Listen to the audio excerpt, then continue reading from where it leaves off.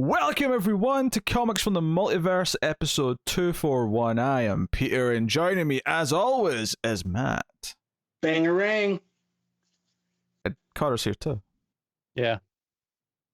He's so enthusiastic. I'm bringing the energy that I feel today. Yes. Spreading the CR21 from coast to coast. I know. He's the host. Well, where he lives, Original host. He can get coast to coast in, a few hours drive, essentially. Well, I know. No, because I'm pretty central, so I have to go back and then back the other way. It's fine. This is annoying. You can still do it in one day. It's not like... I mean, yeah, but can I be asked? If Connor was a wrestler, his nickname would be the Infection.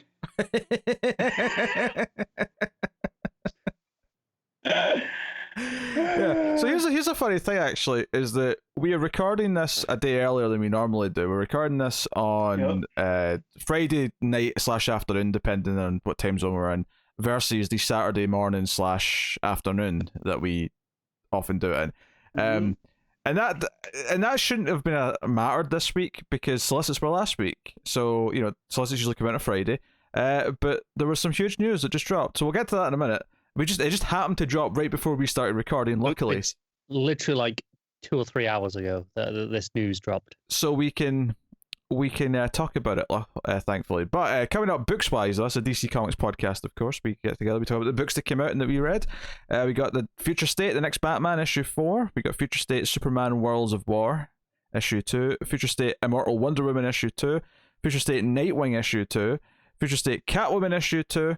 And then we also have Batman Catwoman issue 3 as sort of the one non-Future State book this week. And then Connor's got a Patreon book to catch up on with Patreon Sorry. In my notes, I've got Patreon in front of it, so I was just reading it without thinking about it. Severed issue 4 is the book that he's going to be talking about.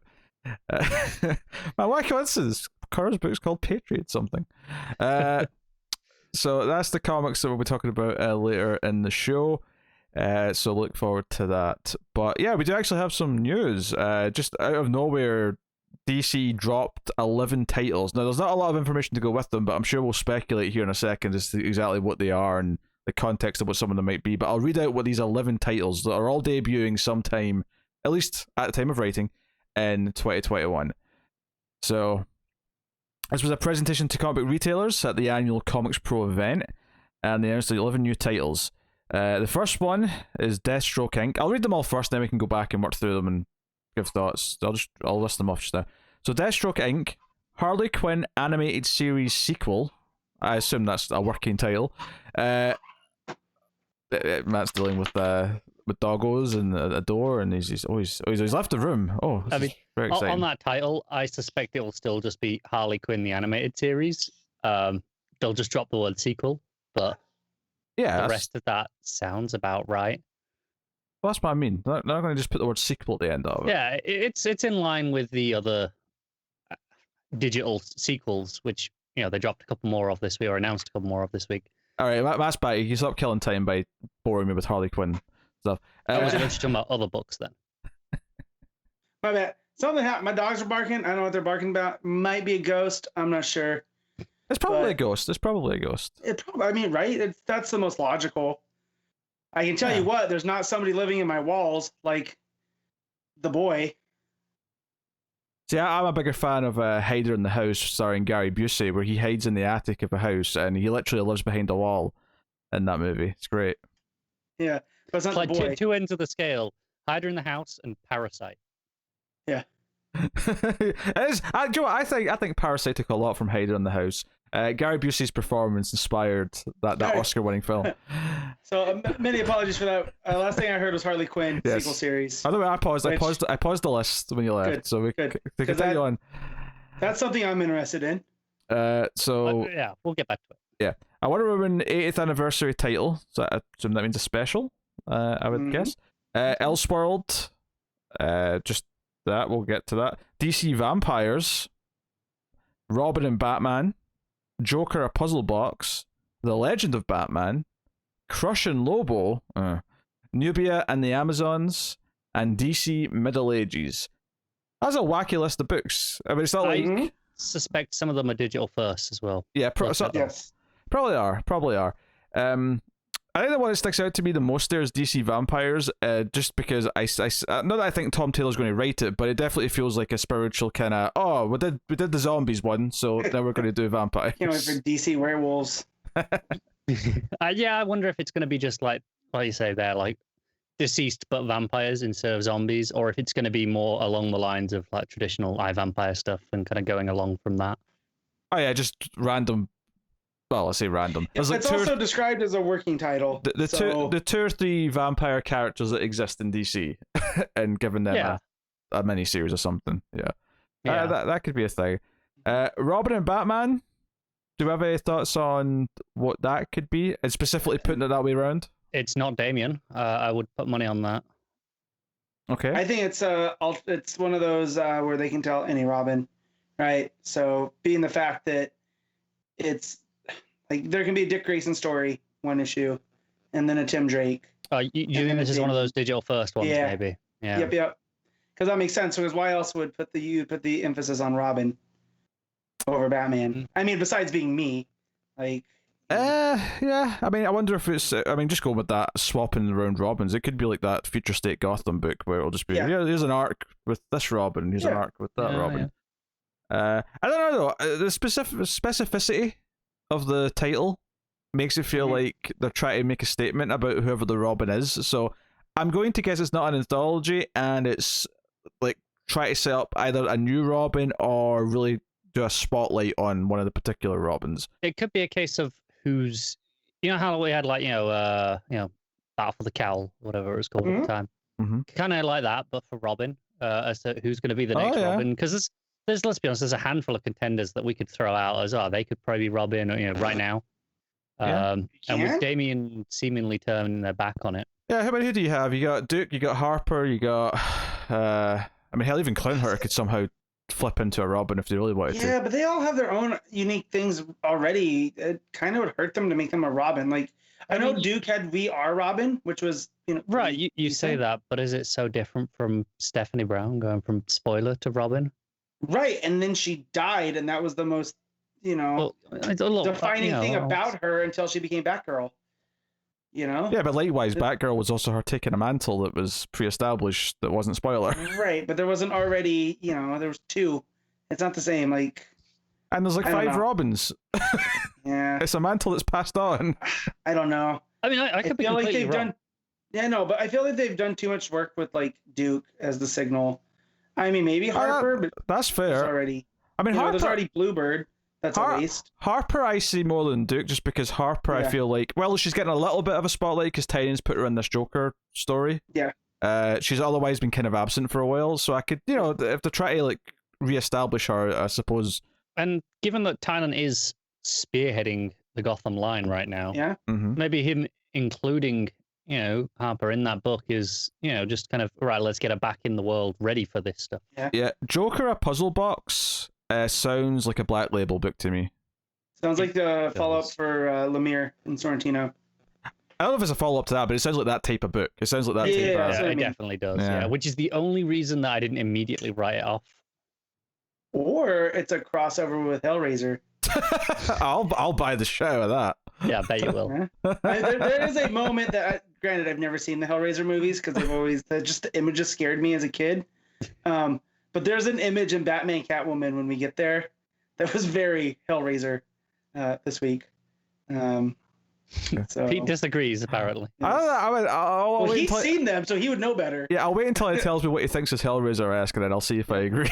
But nothing springs to mind. It involves a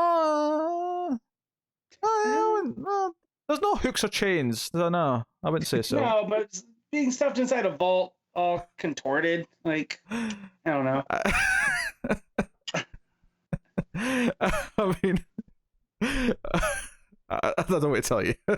Sounds more Saw than Hellraiser, just from the description there. Yeah.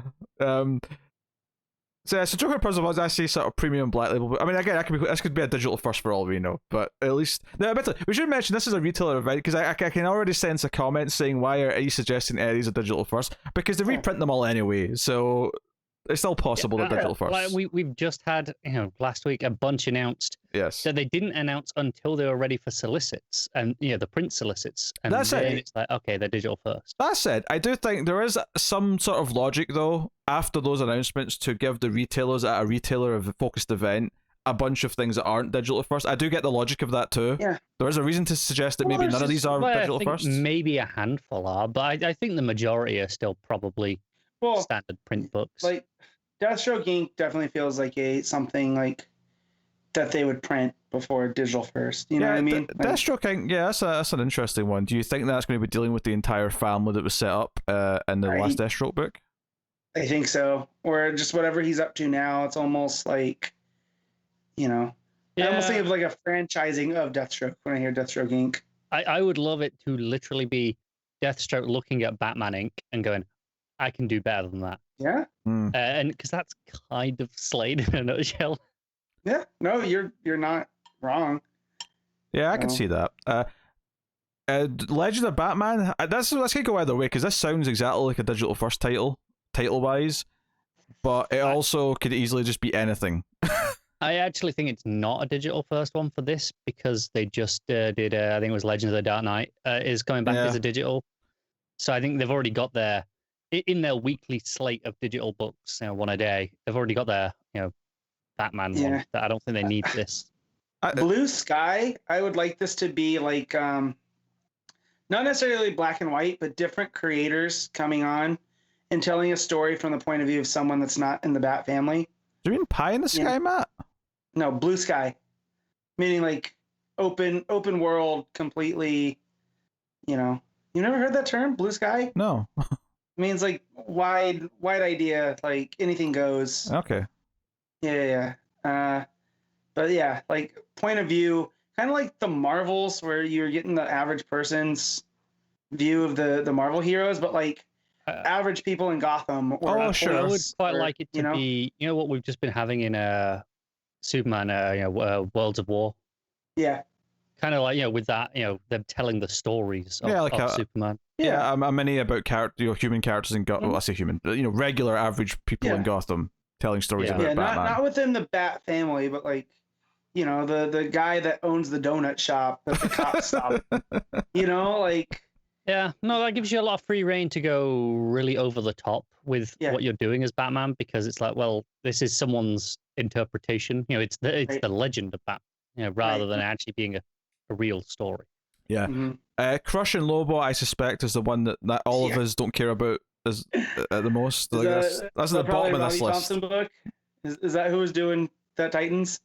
I mean, that makes it easy to ignore, because I think the worst case scenario is that this gets a team that we actually love, and it's like, oh, I guess we have to pay attention and care. Yeah. Lobo has entered with Red Hood, I'm kind of beyond like it's Red Hood. I feel like Lobo has taken that spot for my energy, where I just like, especially after that Metal tie-in, I hated that book. That was probably the worst Metal tie-in. So, but I don't have that strong feelings about Lobo either way. I'm just like, I guess there's a Lobo thing. Whereas Crush, I've got like an extra bit of indifference of not caring, because like I tried the one book where they were introduced and it was like terrible, and I'm like, okay, I don't want any more from this character now. Aye. True. Sorry, I'm reading the translation. Someone posted a meme on the Discord and said it was about me, but it was in Spanish, and I'm like, translate it for me, please. I was trying to read the translation. Not Robbie Thompson. I don't want to slander somebody. Not that that's a slander. I mean, Robbie Thompson. Yeah, Robbie Thompson and Adam Glass are kind of the same to me, in the sense that they're two names that I equally see and go, oh, well. And it's not the same as like JRGR. It's not the same as like one of those names. It's just like it just exists. Like a strong indifference rather than a hatred. Yeah. Right. So yeah, Crush and Lobo.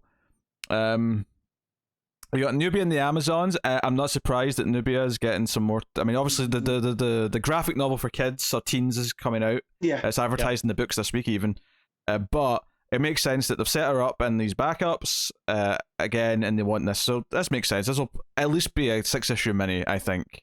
If not more. I'd have thought so. Yeah. DC Middle Ages, that could be. I mean, if I say DC Vampires is just a book about some vampires, rather than here's the DC version of a vampire apocalypse, DC Middle Ages may be more of an all-encompassing. Here's DC, but in the Middle Ages. Yeah, I think the dream scenario for me and Matt here is this is a spiritual sequel to Demon Knights, which I was going to even more recent, the Endless Winter team. You know. No, that works too. Yeah. You know, that type of thing. But you could do a Demon Knights vibe with that too. You know. Yeah, definitely.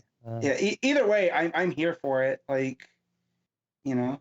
Yeah. That's prime Viking times. The Middle Ages. Yeah, definitely. Yeah, I mean, I could see potentially. I could see this being. I guess what my main jump to was like Marvel's. Was it 1602? Where it's like this is the Marvel universe reimagined in this time period. Was what my main jump to. But I mean, that'd be cool too. Because what could you do with like Superman in that? Possible. I think it's less likely. I think it is more likely they'll just take, kind of what we're saying. Just look at the current DC universe, but at that point in history. Mm-hmm. I mean, with the Omniverse now being like a thing, like I think the only thing could literally be anything. I think the reason why I thought of that is just the title they've given us is DC Middle Ages. That sounds more, I don't know, less. I look at the Middle Ages in the timeline and more Middle Ages version. Explicitly said that DC Vampires was described as a working title, but this has the same format where it was, that's DC Vampires. This is DC. Okay, Middle Ages. No, I get that. I get that it's a working not the actual title either. No, I get that it's probably a working title, but they're still. I mean, they specified DC Vampires as just a working title, right? They didn't specify it with this, even though it probably is still at least technically a working title. But they felt confident that this title is giving the information. It's giving the impression they want it to give. I mean, at least enough to get interest. Because we're saying, it could be this or it could be that. But that's still, those things I'm probably interested in either. Here's the thing, Connor, though. Basically. Do you want to read it just based off the title? Yes. Pete, do you want to read it based off the title? Only if it's what I thought it was. Thank you for that disappointing. Well, no, it's not because I'm writing that says, it's because I'm actively less interested in Demon Knights shit. Sorry, guys. Hey, Patreoners, if you want to make Pete read something, Paul Cornell's Demon Knights is pretty good. The term is patrons, man. Just for the whatever. Patreoner sounds cool. I don't care. For those Patreoners, they know I love them all the same. For those Patreoners who engage in patronicity, get patronizing. And get patronizing, but in the good way, not the bad way. Yes. So that's good. Do you know, we got our first patron today that pays in Canadian money. I thought that was a nice touch. I was like, hey, Canadian dollars. Were you like, what do I do with this? That's nice. Here's the thing, Canadian Patreoner, because I'm gonna stick to that. Does your money really smell like maple syrup? My dad told me it did, but I don't know if he's trolling me. I'm fairly certain that is. I don't want to quite call it racism, but no.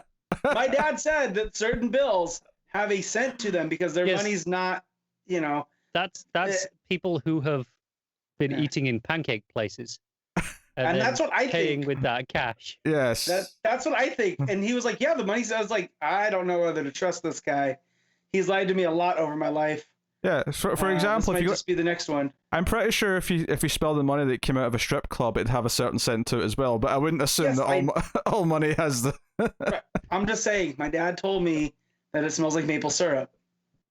Maybe someone the can only confirm way this that works is if literally every piece of cash, every paper bill in Canada is actually exchanged through pancake houses because they all visit them all the time.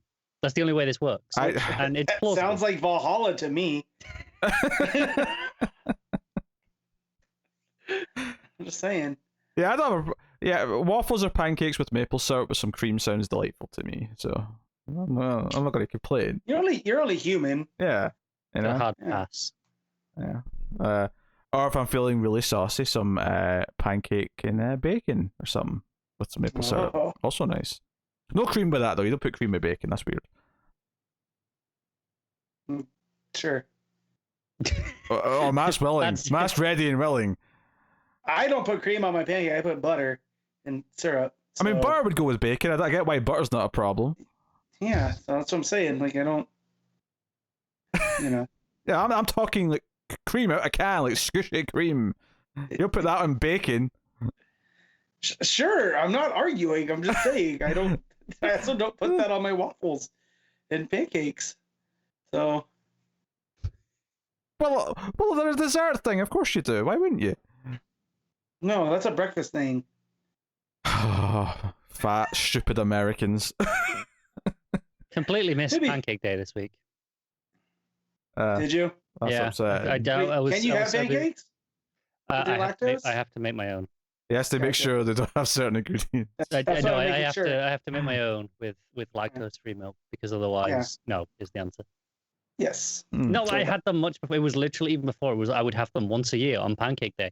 I've never really been a Pancake Day celebrator, to be honest. I mean, really, every day for me is Pancake Day. It depends if I want to make pancakes. Yes. Anyway. There was a couple that you just skipped over for some reason in the list anyway.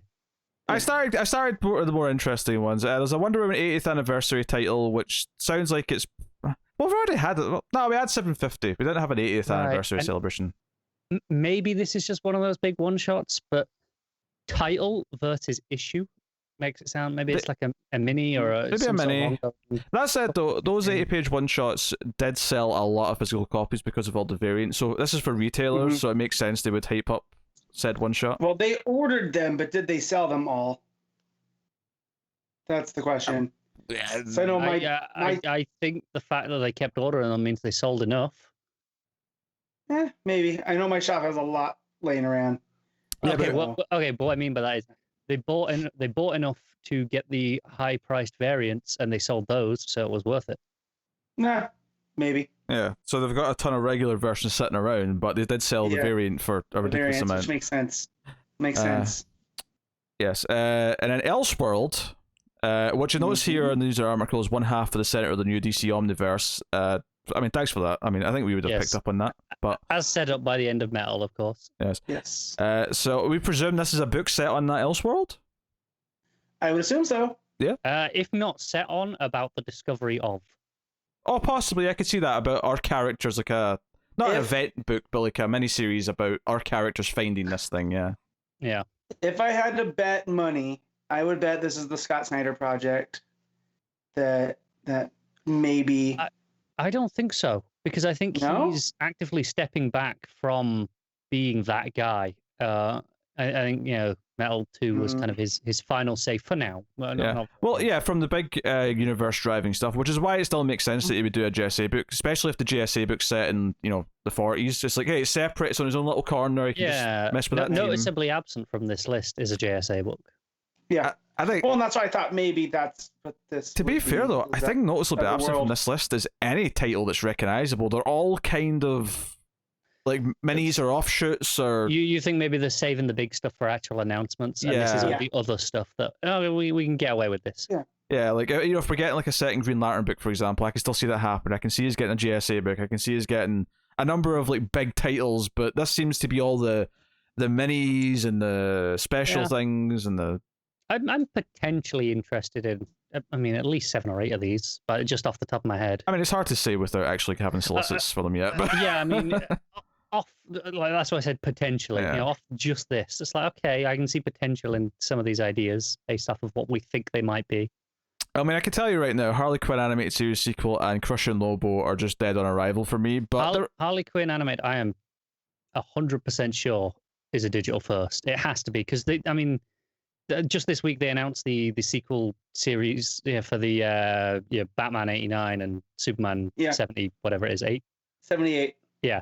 And this is just it's another one of those that they've had them in the past. Batman 6. I suppose since you brought that up, we should mention that was news this week. Yeah. It was those digital firsts. They're doing a Batman 89 and a Superman 78 based on like continuing those movie versions of those characters. The Batman one in particular has an interesting creative team where I don't have it in front of me, but they like one of them actually did the art. I think is it Joe Crusaders who's done the art? That's Joe Quinones. Yeah. He actually did art for a pitch for a sequel comic that got basically got canned back in the day, and now is getting to do the art on the actual sequel now. Yeah, and I believe the writer did the script, or at least the outlines for the original movies. Yeah. So that's kind of cool. And then Vendetti's doing the Superman 78 one. Yeah, I'm excited for that. Do you know, it's funny because I'm not a big fan of those Tim Burton Batman movies, but I am oddly kind of intrigued. Shocked.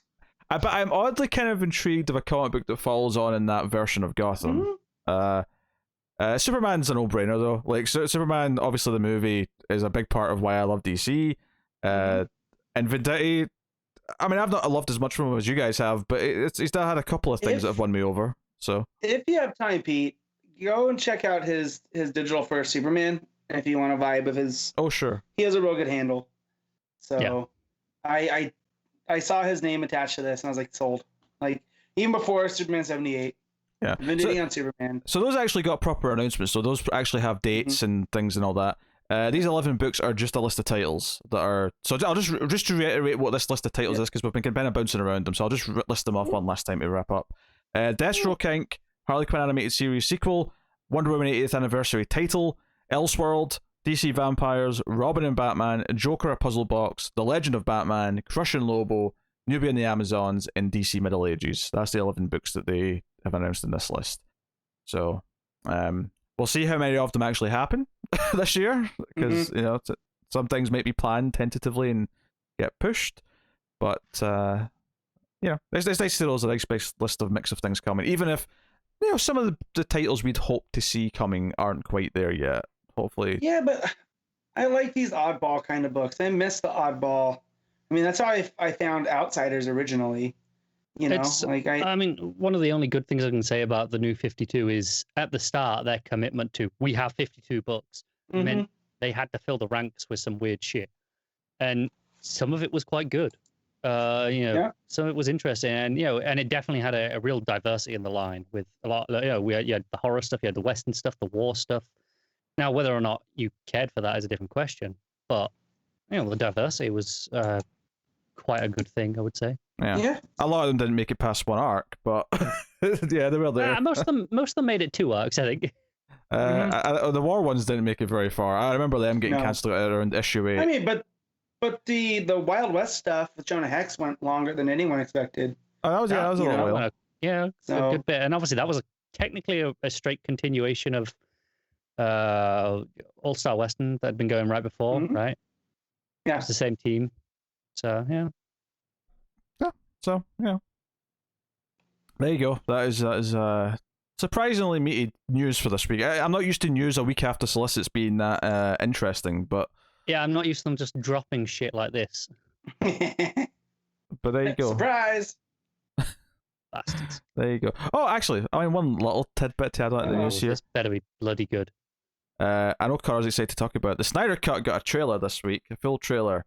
For the 4-hour cut that's coming to HBO Max. I'm gonna pour some whiskey if you're gonna do this. I love that you told our mutual Twitter friend that it was 4 hours, and she pieced out. She's like, "Oh, I'm curious enough to watch it. Wait, it's 4 hours? 4 hours?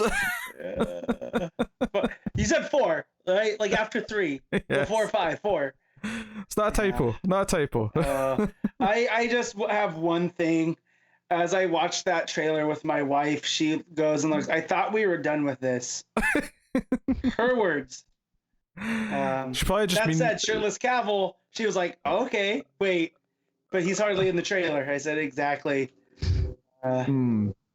I mean, the thing that's clear from this trailer is that we are living in a society. That's the thing we need to take away from this. I can't believe that. Joker looks so bad. I hate it so much. The movie looks ugly. Everything about it. It's funny. Connor, so previously the Multiverse has been back, but it's a month early for patrons. The reason why I'm bringing this up is that we recorded episode 18 of that, which is out now for patrons. By the time this goes up, patrons have already got access to episode 18. I discovered in the opening part of the show this week that Connor has decided he doesn't want to talk about the Snyder Cut. Decided. I said that on this show months ago, where I said my one thing. I was like, "That's it, I'm done." So he insisted he wasn't talking about it. So it was just the one thing was at the time. I don't even remember what it was. It was like probably right after the announcement that was real. Yeah, some of that. Where I just gave my quick thoughts and then that was it. So he got very upset that I insisted on just. That made me want to talk about it more. So I just started talking about the Snyder Cut. Of course. That's fine. I'm quite happy drinking my Viking themed whiskey. You go ahead. Oh. Do you know what Vikings did? They lived in a society. So he did. Drank a lot of booze. A very progressive society for the Middle Ages. Relatively speaking, yeah. Well, let's not go overboard. I said for the Middle Ages. Yeah. You know. So, yeah. Back to Middle Ages. See, it's all come full circle.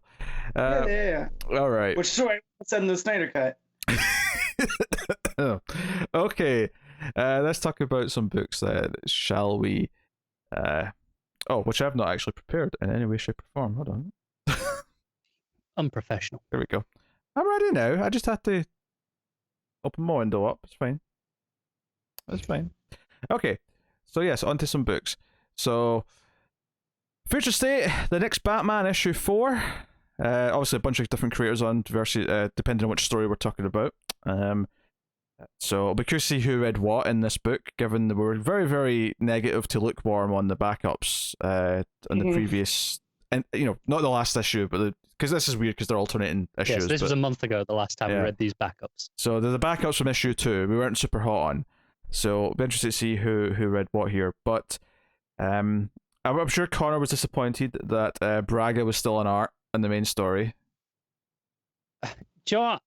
I would have been fine if this had just been the art for all 4 issues. If we just had Braga the entire time, even if it was Darrington breakdowns, like it still is now. I think it's just the expectation of you give me that raw Darrington art on that first issue, set the bar so high that everything after has just felt like. I mean, it's still good. If this had been what we had the whole time, I'd be saying no, this is really good art. I'd be happy with it. It's just those expectations, that ruined it for me. So I'll let you get that out of the way first, because I do think this was a very good chapter. Yeah. So do I. It got really dark.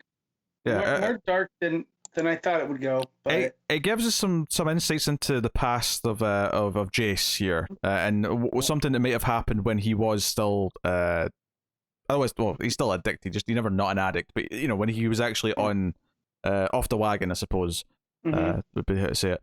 But where he has this flashback at one point later on where he clearly hit someone in a car, and he's passed. But it's him. He obviously gets out of the couple were attacking him, or at least the husband was attacking him at the end of the last issue, and he basically talks him down, says, "No, I'm taking you in." The husband, while he's being kind of violent, ultimately it comes off a little bit like, "Oh, I wanted to be clear that it was me that did the murder. It wasn't my wife. She's innocent," and tries to get her off. And he's like, "No, I'm taking you both in," and because she's like, "No, I wanted to kill him. Like you can try and it's dress this up." It's almost like the gift for the Magi. Right, where they're both trying to take it because they want the other one to, not hold any responsibility. But I do like that he's still Batman, and that these people still have to see justice, but not the magistrate's justice, right? Like he's gonna take him to the police, so where he knows that they're gonna be dealt with properly. Yeah, the bulk of the issue is him driving to the police station. So it's this escort of trying to get them to the police station through like hostile territory, and there's the magistrate are chasing them on bikes. There's drones. There's sort of tank-like cars, all that stuff, and it's just really good action for the most part. Yeah, I think it's really well paced. The way the action starts with 4 panels on a page, and then it's 5, and then I think there's a point where it's like 8, and you feel it getting faster and faster as it goes. Yeah, it ramps up. Yeah, it feels. It's like I'm trying to think of a movie to compare it to the way it starts, where I felt like there's going to be something coming out quite quickly, and it is quite quickly. It's on the first page of the car ride, right? But they're just in the car. They're driving in a pretty, it's not some fancy car. It looks like a family SUV some or something. Saloon car, yeah. And the way that they sort of look around, and then obviously the bikes are behind them, it made me think of, I don't know, I'm trying to think of maybe that scene in Inception where they're in the car and there's someone on a bike with a shotgun who kind of comes out from behind, and just they're immediately in a chase. There's going to be enemies coming from every direction and everything's hostile around them. It's just a case of waiting for them to show up. I was getting those kind of vibes, but yeah, the action is really good. And I think that the big thing here, other than just how good the action is, and Obviously, the sacrifice of the husband, where he grabs one of the bat EMPs that Jace gave him and throws himself towards the cars so that they'll make it. He won't, but they will. And we get this thing where Jace's mother is there. She just happens to be up ahead, and she pulls out a gun and she wants to shoot him. Like she's like, this is how anti-mass she is. And I think this is where I love the difference here between Jace and Bruce, where Jace, because he has to throw a batarang at his own mother and wound his own mother, he gets so mad at this magistrate officer who's been following him that in his narration we hear him say that he's going to kill him. Like he's beating the piss out of him, and it's not until he's stopped by the woman that he's escorting, that's saying we have to go, that it stops him. And I think I like the difference here that he's still upholding in general the idea of like the justice that Batman would prescribe the city, and he's saying no killing, you two have to be tried, and so on and so on. But this does show that he isn't like so stoic in it, where when something is personal like it is here, where he's like, you made me hurt my mother, like I'm going to kill you. Yeah, he doesn't have the same self-control. Yeah, that's what I'm saying. You could say he's not as disciplined because he's not Bruce Wayne, right? And that's what makes him different. I like that. I like that it's not just the same again. And obviously he can get there eventually through stories, if there's more stories to be told, but that's neat. Also, the cop that he called just shoots him. She checks that he's bulletproof first with the armor. Yeah. But she does just shoot him. Yeah, I did like that. I have to say I did my job. Gotta make it look real. Yeah. So remind me of I think it's John Wick 2. The start of that with the doctor. Said it was bulletproof. I didn't say it was gonna hurt like hell. yeah, where the doctor's like, well, stab me like right here, because I can live from that. But you got to make it look like you actually escaped. Now you made me want to watch John Wick. Damn it, Connor. I'd apologize, but yeah, that's John Wick. Right? You don't have to apologize. Yeah, I still haven't watched John Wick 3 for whatever reason. I don't know why. It's so good. It's fine. I like it more than 2. Get to it. What's that? I like John Wick 3 more than I do 2. Oh no. I mean, they're all good. Don't get me wrong. Yeah, I mean, it's a pretty high bar still. Yeah, it's still a high bar. We'll see. But yeah, no, I do like that, and I still get vibes from Terry's friend in Batman Beyond from this cop. Max, is her name. And I don't know if that's on purpose or what, but I think it's a cool. I mean, I can't say it's an homage exactly, but it's good to know that there's still good cops in Gotham, because none of these cops either are ones that we're familiar with, right? No, I mean, they reference Montoya and stuff, but yeah, these are new characters. Yeah, I think if anything is going to tell us that there's more stories planned. I mean, obviously we know the origin story's coming, but there's definitely more stories planned after. So we kind of figured that anyway. But the ending of this, more than anything, confirms to me that this is not the end of the story. I mean, I don't want to quite call it a cliffhanger, but Jace goes to the hospital to see his mother. He has a confrontation with Luke, but when he goes in to see his mother, like, she's sitting there with her anti-Batman, anti-mask rhetoric. She's being vicious. They have to be put down. There's no justification. And he tries to defend Batman a little bit, but very quickly says, "Okay, let's not talk about this now. This is about family and healing and or whatever." And the last panel is them holding hands. Like, there is no way in hell that Ridley is not planning her finding out that he's Batman at some point. No, this is too unresolved for it not to have more. Well, and even the tag from the younger sister who says that the Foxes need to have a get together to discuss all this, because there's something up with the family. So, like, whatever happened and whatever they're blaming Batman for, You're right. You're right. There's a literal call to action with that line. Mm-hmm. Yeah. I still, I'm feeling. We talked about it, I think, a lot last week, but I'm not feeling this future state version of Luke where he's being such a dick about his brother. It's like refusing to go with his new name, like, and actively making a point even after he's corrected. That feels again very un-Luke-like. Yeah, but it is a personal thing. It's someone that I've had a tough relationship with my brother, and we're good now. But Luke's attitude towards his brother being a screw up all the time and having that aggression, that felt very true to me. Like, that feels like a real family dynamic. Yes. So I was like, I'm not calling him that. His name is Tim. I'm not like Jace is a fake name. And now as a more mature person that has gotten over certain things, it's like, okay, if he wants to be called Jace, I'll call him Jace. You know, but they still have whatever Luke's issues are with him. It's still enough of that aggression that he's not going to put it aside. And I think his attitude towards Jace is, I think, in this issue we get a glimpse that he is seemingly killed someone accidentally, but killed someone because of who he was in the past, and also whatever's happened to their sister via mask. Like, it sounds like there's a lot of really bad stuff. Yeah, this happened. Which I'm sure we're going to get in the origin story. Yeah.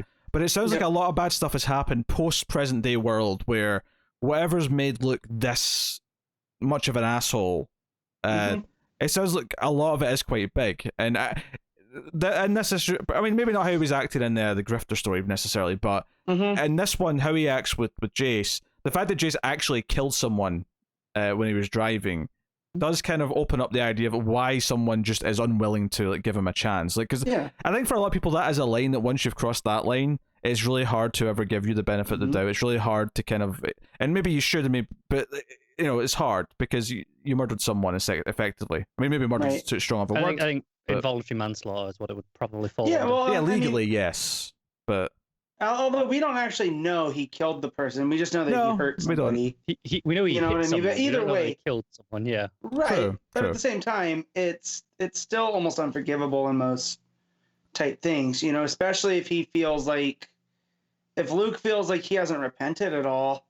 You know, like he almost maybe got away with it, and like, how come nobody's holding him accountable? I'll hold him accountable. Again, it makes it a little bit different again to Bruce in the sense that his story as Batman is a lot more redemptive. Then it's about atonement. He's Joe Chill. Yeah. Yeah. So that's a bit. Okay, I get what you're saying, but it's a bit of an extreme. I am. Connor's going for the poetic, just to make the point, but kind of. Yeah, so it's more of a redemptive story, perhaps, compared to Bruce. I mean, sure, if you start getting to Bruce's psyche, talking about he feels guilty because he put his parents in that position, so it's different though, isn't it? It is different, yeah. It is, because Bruce was a kid, and presumably Jace was a adult. Well, I mean, he was driving, so I assume he was at least in his late teens. He was tried as an adult. Yes. Yeah. I mean, it's not even about being a kid per se, but that's more. I think Bruce's guilt is more of this like guilt that anyone who's just a survivor. It's survivor's guilt. Yeah, it's not a real thing. It's not really his fault. He thinks it is, but it's not really. Whereas with Jace, it is his fault. Like, he did do this. He's to blame for this, and he has to accept that and live with it, and move on from it, and do whatever he can to make up for it. So it makes him a very different character to Bruce, which I think makes him really fascinating as a Batman, compared to just getting a carbon copy of Bruce. So, yeah, and I think this 4-issue story of him has been a great, basically pilot to say, hey, you want more of this? We can do more of this, and more of it's coming. So, and if you don't like it, tough shit, you get more anyway. Yeah. Well, I mean, you don't have to read it though. Yeah, if you'll have other Batman to fall back on. It's not even just that you have other Batman. It's just like you have. I mean, the main Batman book, Detective Comics, all the regular Bat books are still just regular old Batman. This is all told in miniseries. Yeah, this is all told in miniseries. This is all told in digital books. This is all told in other things, which, as a comic book reader, you can very easily ignore. I'm not going to, because it's great. How much Ridley is committed to doing this in a reasonable time frame? Because obviously he's done comics in the past. Yeah. And then he's obviously a busy man, writes films, but he's dabbled here and there, and he recently he's come back with the other history of the DC universe, and now this, and it feels like maybe this is, at least in the short term, like an actual plan that. I think the key thing to remember here is that this was, at least as far as we knew, it was going to be the Batman book for a while. At one point, it was going to be a run of Batman. So that would suggest that at the very least, whatever the story was, he has it all mapped out. He has. So maybe it's going to be broken down into some minis or some stories in Future State Gotham, but it exists. Like, clearly the plan was there in whatever form it was in. Well, and I want to know how much he has, because I just pulled him up, and he has a lot of projects that he's like directing, coming up in the pipeline. So I'm wondering if that's where this shift went from, to digital, where you can break it up in smaller pieces, right, and make it last longer. maybe. I feel like that change happened more because 5G went away rather than because of his personal. And I think that was That a could be. DC shift towards wanting digital content. So It could be too. But no, I think clearly, I mean, it's entirely possible that he had most of whatever he's going to do written already, and he's all he's doing is repackaging it a little bit here or there to make it work in the format they want it told in. It's possible, yeah. Yeah. So, but no, it's exciting. It's exciting to get more of this. What are you rating this story, Matt? I'm gonna give this an 8. Connor. Yeah, it's an 8 from me as well. I'll nudge it up to 8.5. I think that action car chase in the middle is so well done. The book was over in no time to me, just because it flowed so well. So, there you go. That is that.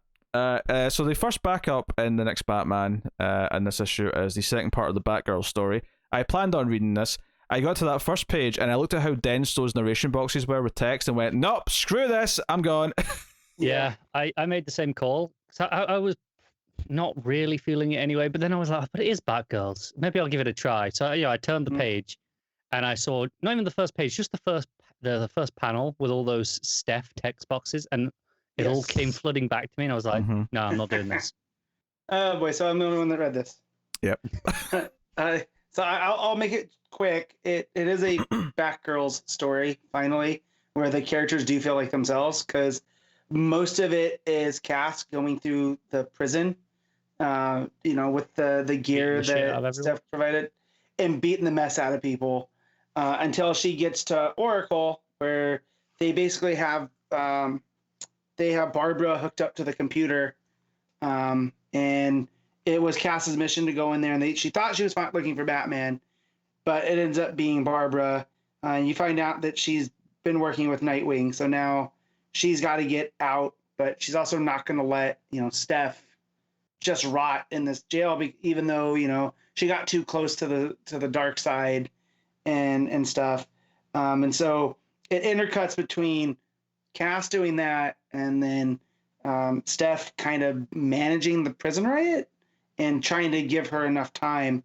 And as things look dire, where it looks like the guards have been basically given lethal force, Oracle kicks over the entire prison and basically this belongs to me now.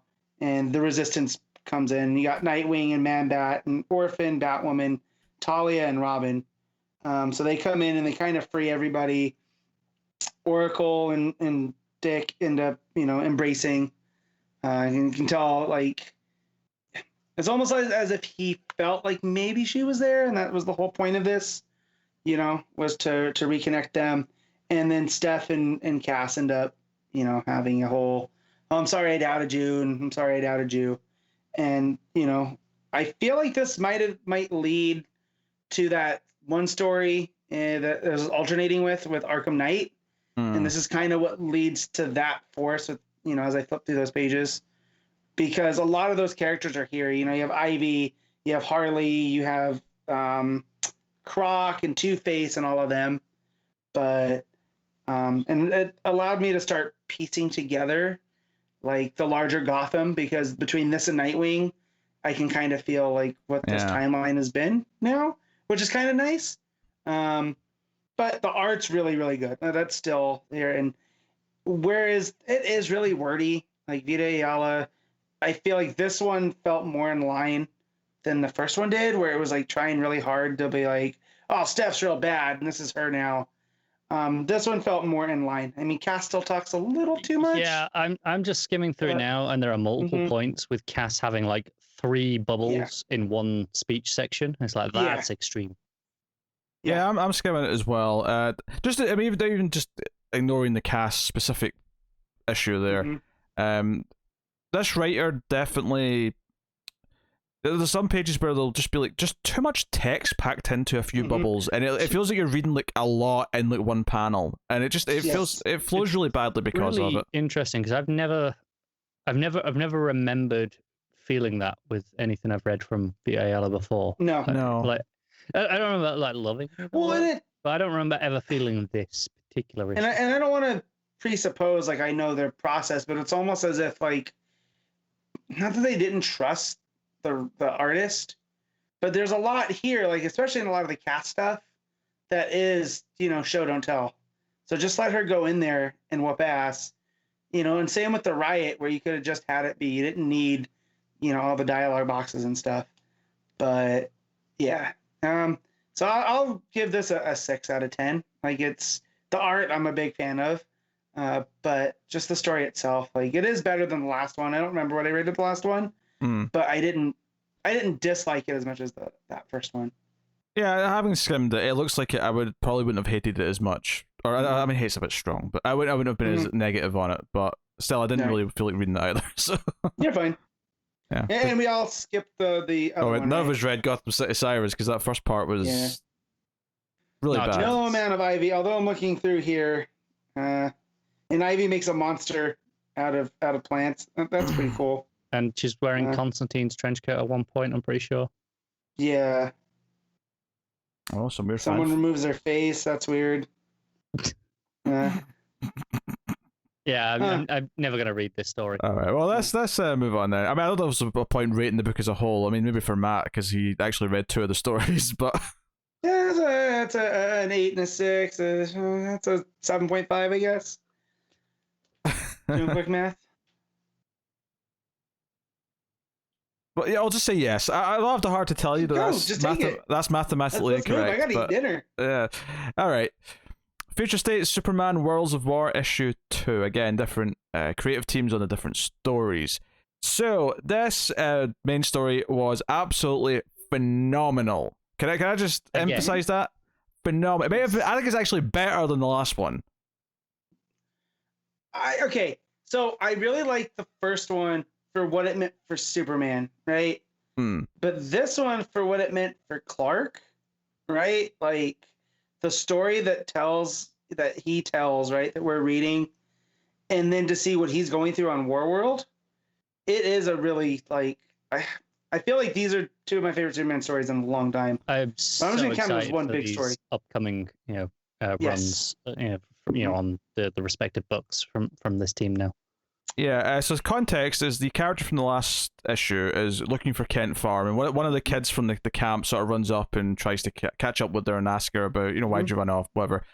And she's like, and she said, I didn't mean anything bad by it, but, like, this is, what Clark means to me, and, this article saved my life, and this is why I know he's coming back. And he glances at it, and then for the rest of the book, because we cut back to them a couple of times, but it's not that too much.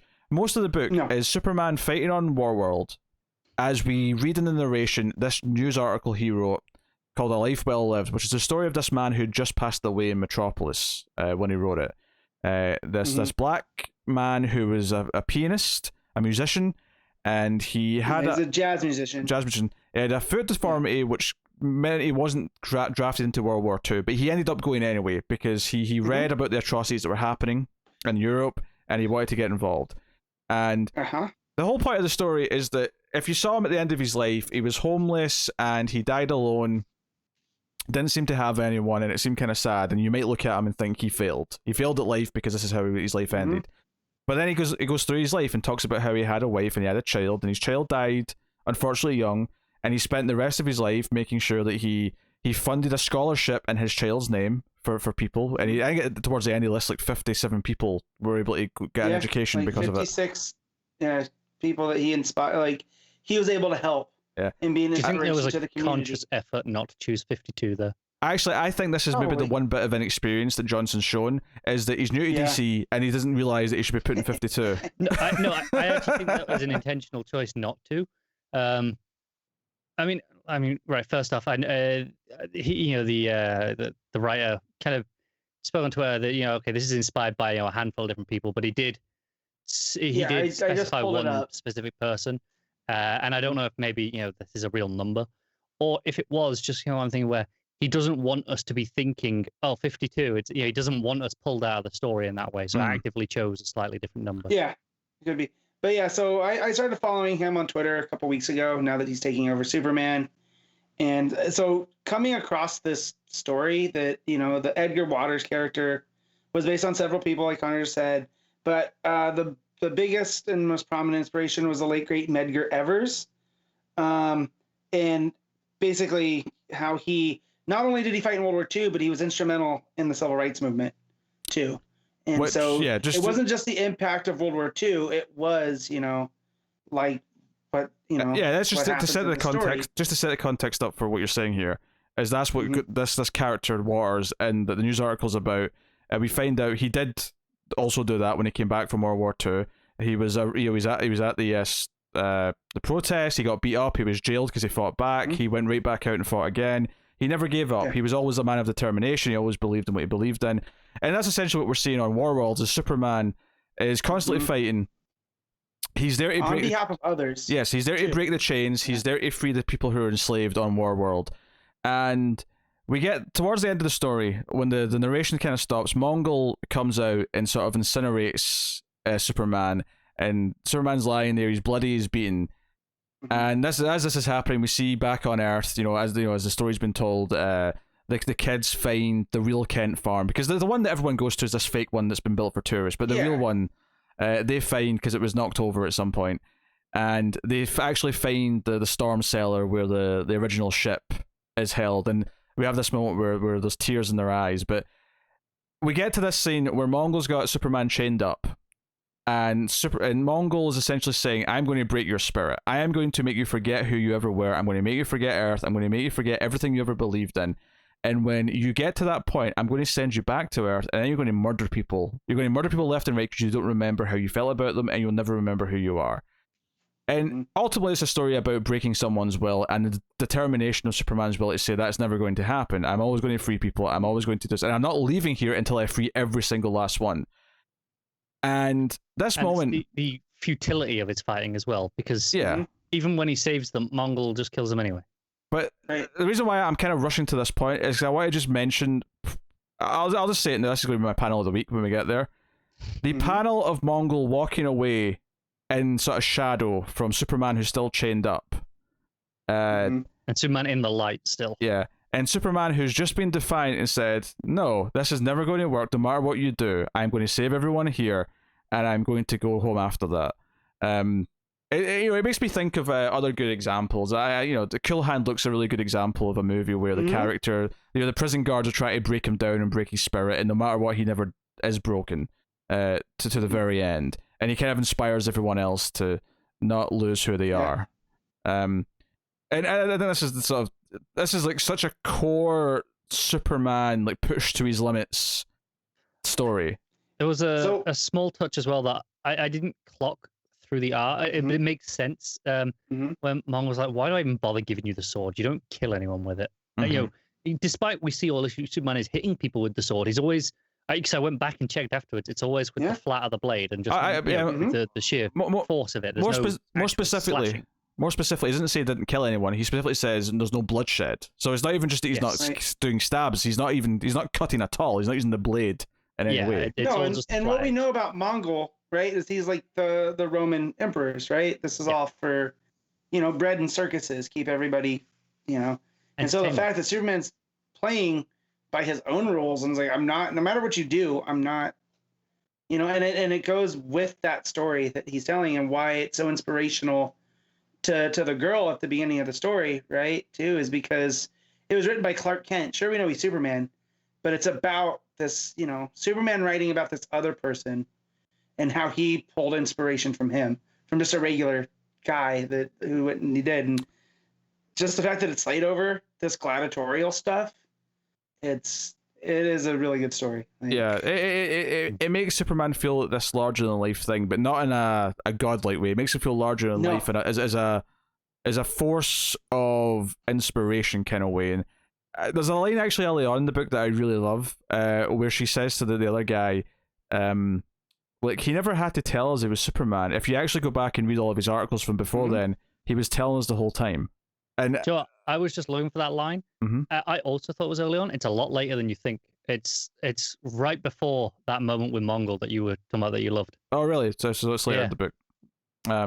Regardless, though, the line great line is wonderful. Yeah. The tears throwing down her face, and there's and they look up just as at the end of their scene, the last time we see them, they look up at the sky, and it could be a shooting star, but it could also be Superman coming home. It's kind of It's okay. So as we're talking, so I wanted to pull up that tweet from Philip Kennedy Johnson because I saw that after I read the issue, and I was like, okay, this is real cool because I was wondering if it was a real person. And me and Talking Superman had a conversation about this book earlier. It was either yesterday or today, I can't remember. And then Philip Kennedy Johnson responds as we're talking about it to what, this is going to end in House of L, which I didn't realize. I didn't either until we got to the end of this story. Me too. We got to the end in the that because that's the one shot that we haven't had yet. Yeah, that's the one shot that's coming next week. And I was the same. I got to the last page and when it said to be continued in House of L, I was like, oh, okay. I suddenly got a lot more interested. Before I was kind of like, oh, that weird one shot that's coming at the end, whatever. I mean, we'll try it. I don't really know or care. And then I didn't even realize it was this writer was on that book. No, and it's Godlewski too, who's doing the book. One of the books with I think Godlewski's doing the event lead-in, right? The 2-issue thing. I think so. Yeah. And so, but yeah, I didn't realize that. I mean, beyond Starfire, or what looks like Starfire, Tamarinian with the House of El crest, like I was excited for that, but I didn't know what this book was going to be. But all of a sudden, I was like, oh, I'm interested now. I'm excited for this. It just became a must-read. Right. But yeah, so he said, hey guys, House of L does share some material with Worlds of War, but other questions will be answered in the ongoing series later this year. So this is definitely seeding stuff for his run. That makes sense because we know one of the early arcs. I can't remember which book it's in. I think it's Superman. Is Warworld Rising, right? So we're kind of on the path towards this stuff, which again is the sort of thing we're talking about. We're seeing that in the Batman line as well, where they're seeding in the Magistrate stuff over the next few months. So really interesting stuff going forward, I think. Yeah, definitely.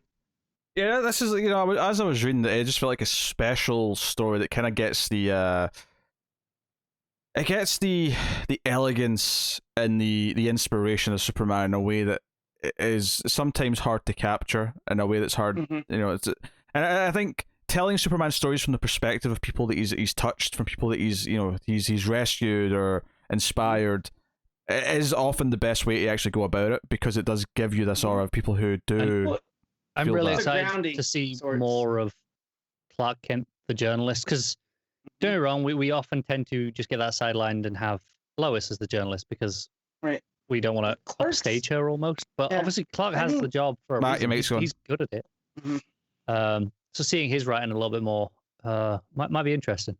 Yeah, I was just going to say that Clark still got a job on his own at the Daily Planet. Like for as good as Lois has, and she's an award-winning journalist, Clark's not a slouch. So to see that play so heavy into the story, like it was Clark Kent that inspired her, not so much Superman, which I just like that concept as well.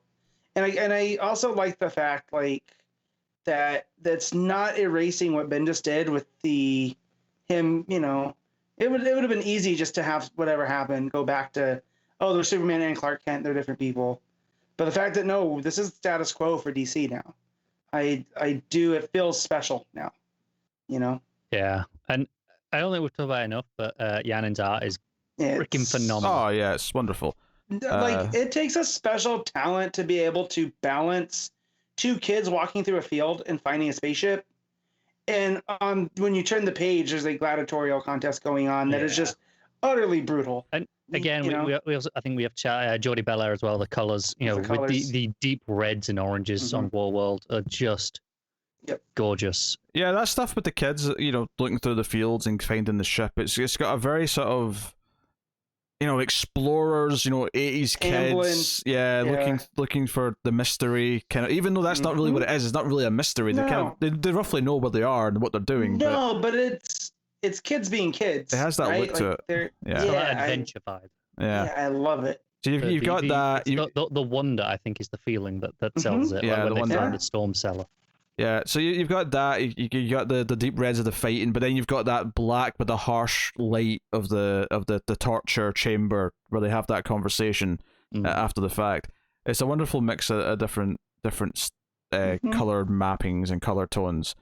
No, I think it's interesting that the Earth is relatively muted, whereas both the examples we have on Warworld are very, very extreme. The alien place is either extremely red or extremely like dark and yeah, and I don't think it's just specific that it's alien compared to Earth. I think it's that Warworld itself is a very intense place. It's kind of its purpose. And it's like, no, everything's heightened there. That's why we go to the extreme colors. And it's the whole color theory thing too, right? Where it's red is very warm and hot, and it makes you aware of it.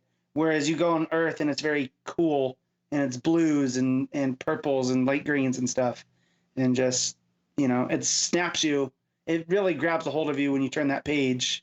Yeah. You know? I mean, it's so there's a moment when in the fighting where one of them cuts Superman's tendon. And it was so visceral. Like, I actually winced when I read it. And I don't do that. I don't react to physical pain in comics, because especially not a Superman comic, it's just, giant punches. But it just felt so raw in this cut. And and then you have like this panel of just him screaming in anguish and go down and trying to get back up. That whole sequence was just phenomenal. Yeah. And just the general idea of the whole premise of this book being Clark writing about a human being that's inspired him. And that's what he spends his time at the Daily Planet trying to do, if he can, is highlighting why he loves humanity and why he fights for it and why it's important. It has all the right notes. Does anyone have anything bad to say about this? I don't. I look through it again and being like, well, honestly I can't. Like, it's. Well, go on, do it then, Matt. Rate it. It's a 10. I expected as much. Connor. Yeah, I'm also throwing out the 10. I am also giving it a 10. Boom. This was a perfect Superman comic. Yeah. I read out the backups, just FYI. Okay. I will be quick because I read 2 of them. Why? Why? Because I had nothing else to do. It's fine. Because we were recording earlier this week, I just made the call after like my second book, being like, Joe, what? No backups this week. It's fine. I'm handling it. I can go, quick as I can. Okay. Mr. Miracle. It leads to him ending up in a time loop. So everything that he's done to get through Metropolis, the reason in the Metropolis issues where the robots were chasing him and they were Kryptonian, was because John sent them in to check on the people in the bottled Metropolis, and then in doing so, his mother box interpreted the Kryptonian stuff. So when he got sent out to Warworld or wherever he is, right? I think it's Warworld. Yeah, it's Warworld. Right. He basically ends up sending the signal to himself to get himself. So now, as the master of escape, he now has to get out of a time loop. That's just an interesting concept, honestly. It's really cool, and it makes me interested in the series or the mini whatever that we're going to get with Shiloh Norman. I know that they said that was going to be like a new origin, but do you think that's maybe just like one part of it, and the rest of it will actually be this time loop? Yeah, maybe. Because I think what hurt this a little bit is, one, it's it's in this anthology of all these different stories where I'm not really wanting to read them. Especially as I didn't read the second part of the other one, so I kind of felt like, what was the point of reading this? But the fact that it was in order is a big problem. It was it was 1, then 3, then 2, then 4. When you're talking about a time loop, it would have been nice to have it in the order that he had it in. So then you go back to 1, which real cool. Excited. So then I get to the next one, which is the Midnighter Future State Part 2 with Cloonan and Michael W. Conrad with Oming art. The only thing I know from this is the panel I saw with what I think was Baby Midnighter saying, quote Shakespeare one more time, bitch. Yes. Like, what the hell happened in this story? Yeah, so who we thought was Apollo is that Trojan guy, Andres Trojan. You come to find out that he was like a kind of hippy-dippy yoga cult kind of dude that sold out for the Singularity. So he's almost like he's downloaded his consciousness into the internet. So now he's just kind of like a B version of Cyborg Superman, who I forget that character's name, Henshaw. So he's basically like a smash Elon Musk with Henshaw, and now you have Trojan. Just what everyone wanted. you come to find out that Midnighter has put himself in this predicament, and the person that he was talking him through all of this is himself. Because we already had a time loop with Mr. Miracle. Why not do another one in the story right after it? Which is very maddening.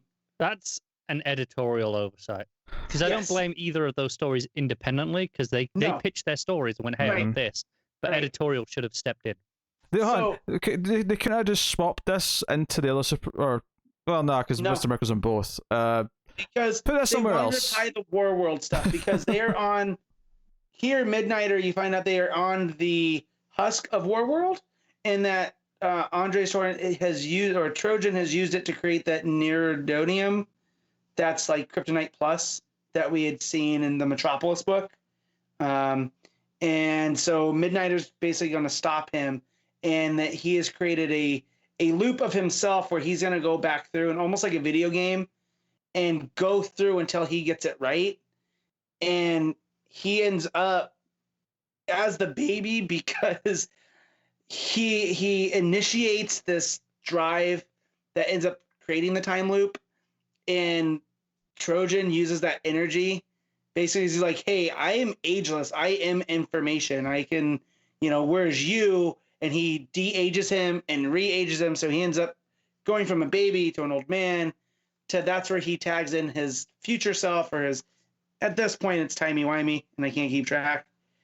But he sends him to another. So how this ends is with a version of Midnighter going to I'm guessing a different version of Warworld and trying to figure out how to get out of the time loop.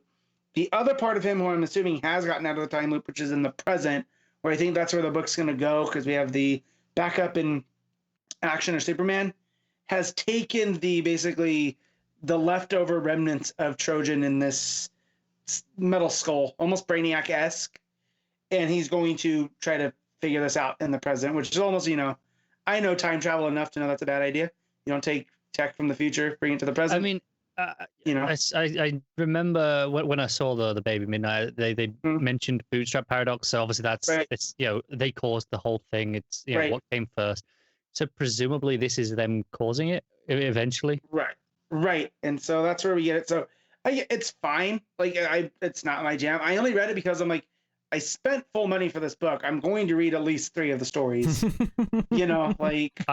I honestly felt like I got my money's worth with that first one. Yeah, I did too. But when you're sitting there and you're like, I still have most of this book to read. That's the weird thing. I would actually say anyone who's not read this book, I would say the $8. That first story is worth the $8 on its own. I would agree it's worth more than that. But when it's sitting in front of me, I know. I get it. I mean, honestly, skimming through some of this as you're talking about it, obviously Mr. Miracle one, I liked well enough what I read before. I have no complaints with that. But skimming through this Midnighter story and then skimming through whatever this last one is that I've completely forgotten from last time. I didn't read that one. Black Racer. Yeah, like none of it appealed. Like I'm just looking at it and going, I'm glad I didn't read this. This would have just been a chore to get through. Honestly, thanks to this Midnight story, I'm kind of glad knowing that, okay, well, that's one backup I don't need to read in the main line when it comes back, because obviously this is continuing in the backups of Action, I think this one is. Frustrating that I'll be paying the extra $1, but also it'll keep my reading time down a little bit. It's only a few, I won't feel bad about skipping it. So, it's only a few issues though.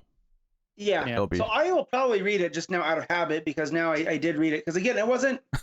I don't have a like. Matt has a problem. Yes, I do. I don't have a desire to read Midnighter, but now that I've read this and it's the same team, right? I'm kind of like, okay, where is this going? And it's already going to be in the back of a book I'm already reading. Sure. So no self-control. I know I don't. This is why I have over 20. What is it now? 24 boxes of comics in my garage, because I can't stop. So. Remember when Matt said he was going to go digital? I remember that. That's funny. I am a liar. So you didn't read the Black Racer one then? I did not. Okay. So do you want to read the whole book as a whole? Rating? I don't, because I want to keep the 10 on World War. All right, okay, that's fine. Yeah. I get it. All right. There you go. Okay. Future State, Immortal Wonder Woman, issue 2. Becky Cloonan writing with Jen Bartel on the art, on the main story at least. Obviously the backup. And Michael W. Conrad writing as well. Oh, sorry, and Michael W. Conrad too. So yeah, this is Wonder Woman at the end of the universe, basically, and a little bit more about how Superman kind of died, taking Darkseid into the sun and exploded. And the sun. And the sun, yes. Yeah. So yeah, and I was surprised with how much I liked the last issue of this. I think this one was still well done enough, but I was kind of, I left this one being a bit more. Yeah, it was okay. Like I didn't love it. I like this one more. I know this is definitely the end of the DC universe. Like right, the end. You have hope and wrath, right? And one has to outlive the other. And yeah, it was fine. Again, I think I'm with Pete on this one. I think for me, what it is that I don't necessarily hate the concept of the idea, but comics like to do this a lot, where they'll try and do these big kind of end of the universe things, or they'll try and show and I've seen it done enough that like it has to feel special. And I think reading this after Superman Worlds of War, where it captured this aura so perfectly, this one felt like, obviously the art's very good and it's doing what it's doing, but I felt like it wasn't quite actually hitting the feeling that it wanted, and I wasn't really feeling the actual weight of this is the end of everything. So and I mean the ending's a nice touch. There was Wonder Woman essentially is the last being in the known universe, and she essentially transcends into Well, I think the idea into the stars. Is that there's a new our universe, this DC universe ends, and a new one is born after, and she is remembered as a constellation essentially. Right, which fits in with mythology and stuff too, because that would that's why they would explain the stars and the cosmos. And there's this implication that every constellation in our sky is the final remnants of a previous hero. Right? Like a previous universe, previous hero. Right. Yeah. Sure. But I did like at the end. It's Brainiac's ship, the Spectre, in Wonder Woman, and when you want to read into it, if you want to look at it like a legend, right, or a myth, that it is hope or truth, wrath and intellect, and almost one of them falls before the other until all you have left is truth or hope, whatever you want to call it, and that's what gets remembered, right? It's the best of it, not which is a nice touch, but I just for where it built to with Superman and Darkseid and and then this just to become her wandering and basically fighting the Langoliers, I was into it to say. Yeah, again, it's fine. It's not my favorite. I'll take Bartel art. It's very pretty, as much as they want to give it to us. I saw people are really angry on Twitter because at one point, I don't know if it's dialogue or narration, but she says that she loved Superman, and it's not meant in a romantic way in this issue very clearly, right? Yeah, I never took it as romantic. No. And that was not the intent. They even the writer even said no, that wasn't the point. But it was basically people getting angry, going, "Oh, stop bringing back New 52 relationships. You better not do this in your actual run." I'm like, what is wrong with you people? People do you read this? No, they read something. They read a blurb and then they don't get the context. And it's like Wonder Woman has love for everybody. That she is like the embodiment of compassion, right? Like, I don't get picking that. Like, and also, I enjoyed the first couple issues of Superman Wonder Woman, and I kind of dig that relationship for the New 52. I would never want it as a long-term relationship, but I'm open to the concept of them exploring it as being, oh no, we're two very similar beings. That made sense to me. Well, I'm not even mad at Wonder Woman and Batman in those in the what was it? Was it the Batman issue? Or was it a Wonder Woman issue? I can't remember. That kind of originated in the Justice League cartoon, right? It did, but it was that issue where Wonder Woman pulls Batman in to fight, and it's like this eternal battle, and they end up being in there. I think it was the King issue, where they end up having to fight, and they're in there for what seems like an eternity, but it's really only a couple days. And there's like this. It ends with this. Well, didn't they? Because Catwoman shows up at the end. Pete, do you know what I'm talking about? Because I'm getting Connor's confused face here. I don't remember it. I'll be honest. Oh no, it's just come back to me. I do remember it because it's the 2-issue arc that we didn't really enjoy that much. Yeah, and we all felt like that King didn't really get have Diana's voice down. No. Okay, so it was King. Yes. Yeah. Right. I like the sentiment of it, right? Because that's something that I can because it was see. it was Diana and Catwoman, right?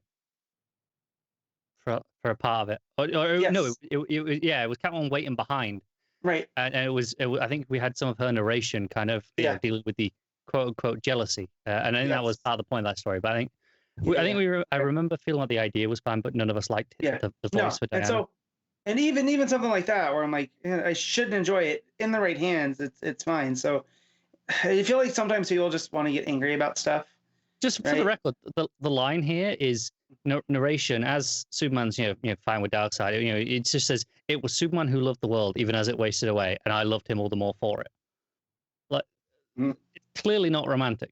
If anything, the thing that you could even, if you're going to argue any of her narration is romantic sounding, it's the bit that comes after where she says something to the effect of, I like to think in those final moments he was thinking of me, but I know that can't be true. Like, if anything, that sounds way more romantic than her saying, and I'm not saying it is, I'm not saying that's... No, but the thinking of me, I took as he did this because he was trying to preserve what was left, right? Yeah.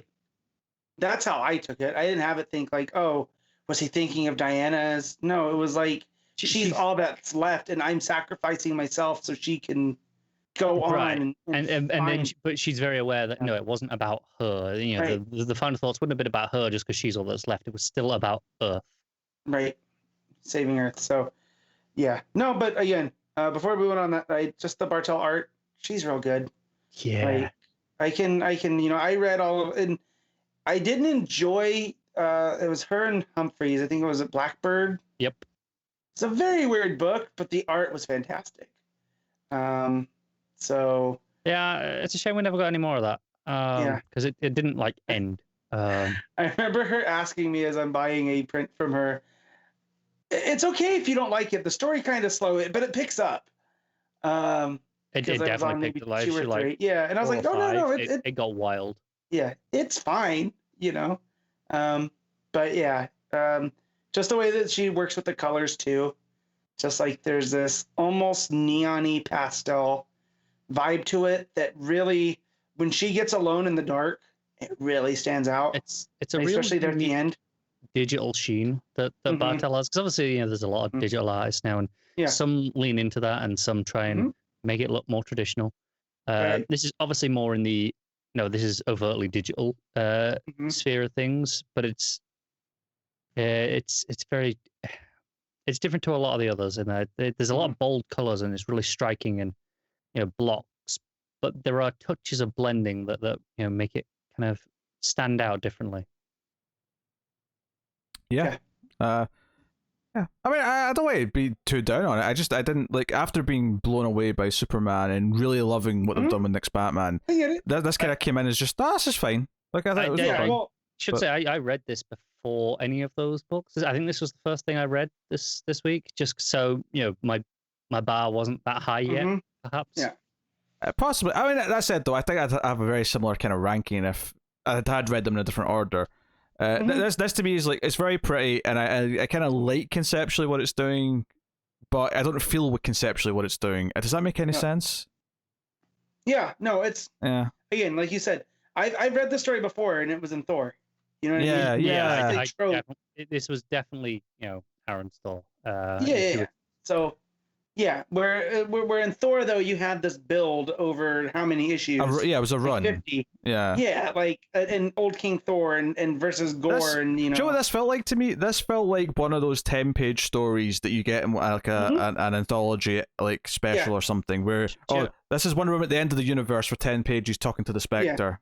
Do you know what I'm gonna say? It's maybe why I'm more open to it being done in a shorter format. As compared to like Aaron's Thor, which they say was built to, because this was an episode of Doctor Who as well, and just one episode. Sure. No wonder I don't like it that much. But I'm like, but the idea of just this is the end of the world, the end of the universe, not the world. Right. Not they did the end of the world too, but this is the end of the universe. It's a great couple of episodes. and the idea, if I'm open to it, and just okay, here it is in like 2 episodes or whatever that was. The idea of being in 2 issues isn't that different to me conceptually in my head.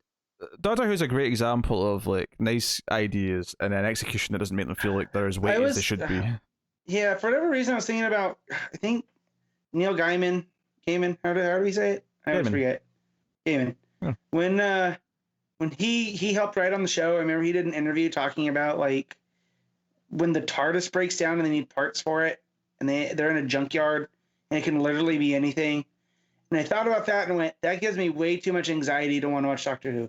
Yeah, he did 1 episode, and I think it was the one where the TARDIS had a personality. I mean, it's always got a personality, but there was a point where it was anthropomorphized, and it had like an actual, this woman was the body of the TARDIS, and she was there, and and talking to the Doctor rather than just being the noises that it makes.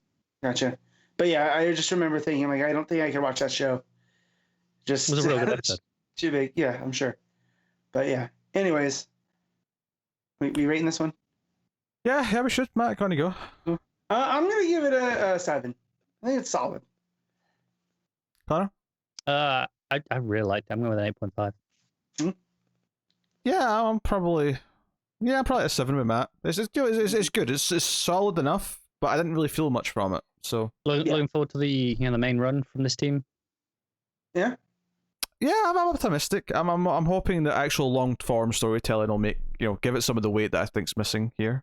Mm-hmm. I definitely liked the first issue more than this one because I definitely felt more positive. I think for that first one. The main run though is her in Valhalla, right? That's where it starts. It's 2 stories. It's one is her in Valhalla, and I think it's the backups are her in younger days of some sort. Yeah. So I feel like since it's gonna have a different vibe, right? I actually think that that book might take place after the ending of this. After the end of the universe.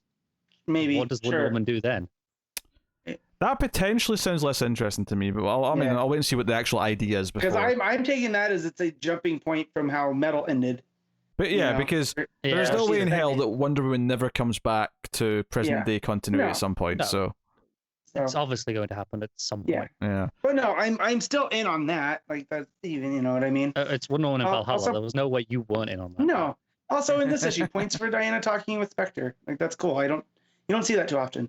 So good on them for throwing that in there. Yeah. Okay. There you go. Future State Nightwing issue 2, Andrew Constant. Oh, sorry, there's a backup. Sorry. Did anyone read the backup? Did anyone read the backup? I did. Just damn it, Matt. I want to go to bed. Real quick, Grail ends up. She's the one that pulled Nubia to her. She, comes to find out that the crown that was gifted to Nubia is a long lost, Amazonian. It's the last piece of the key, which makes her the protector of the key.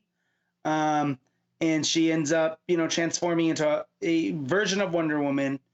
And almost like she is a representative of this group of Amazons that had created that weapon and then tried to destroy it.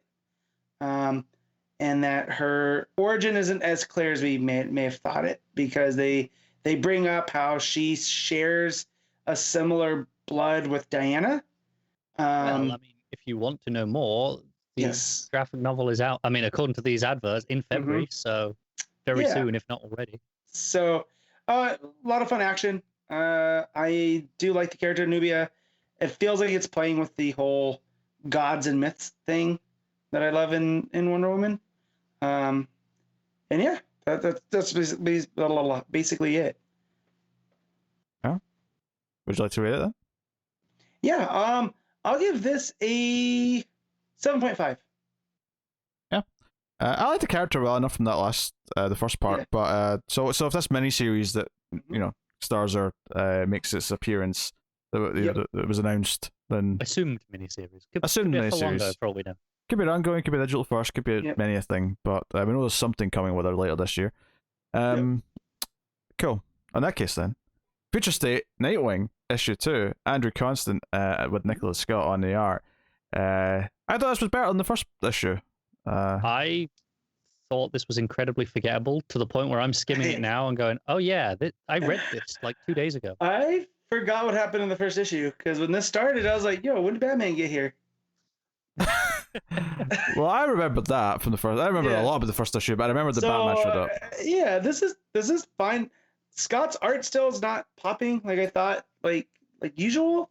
So again, I don't know if it's the colorist or not enough shots of Dick's ass is what it's boiling down to. I think probably, that's it.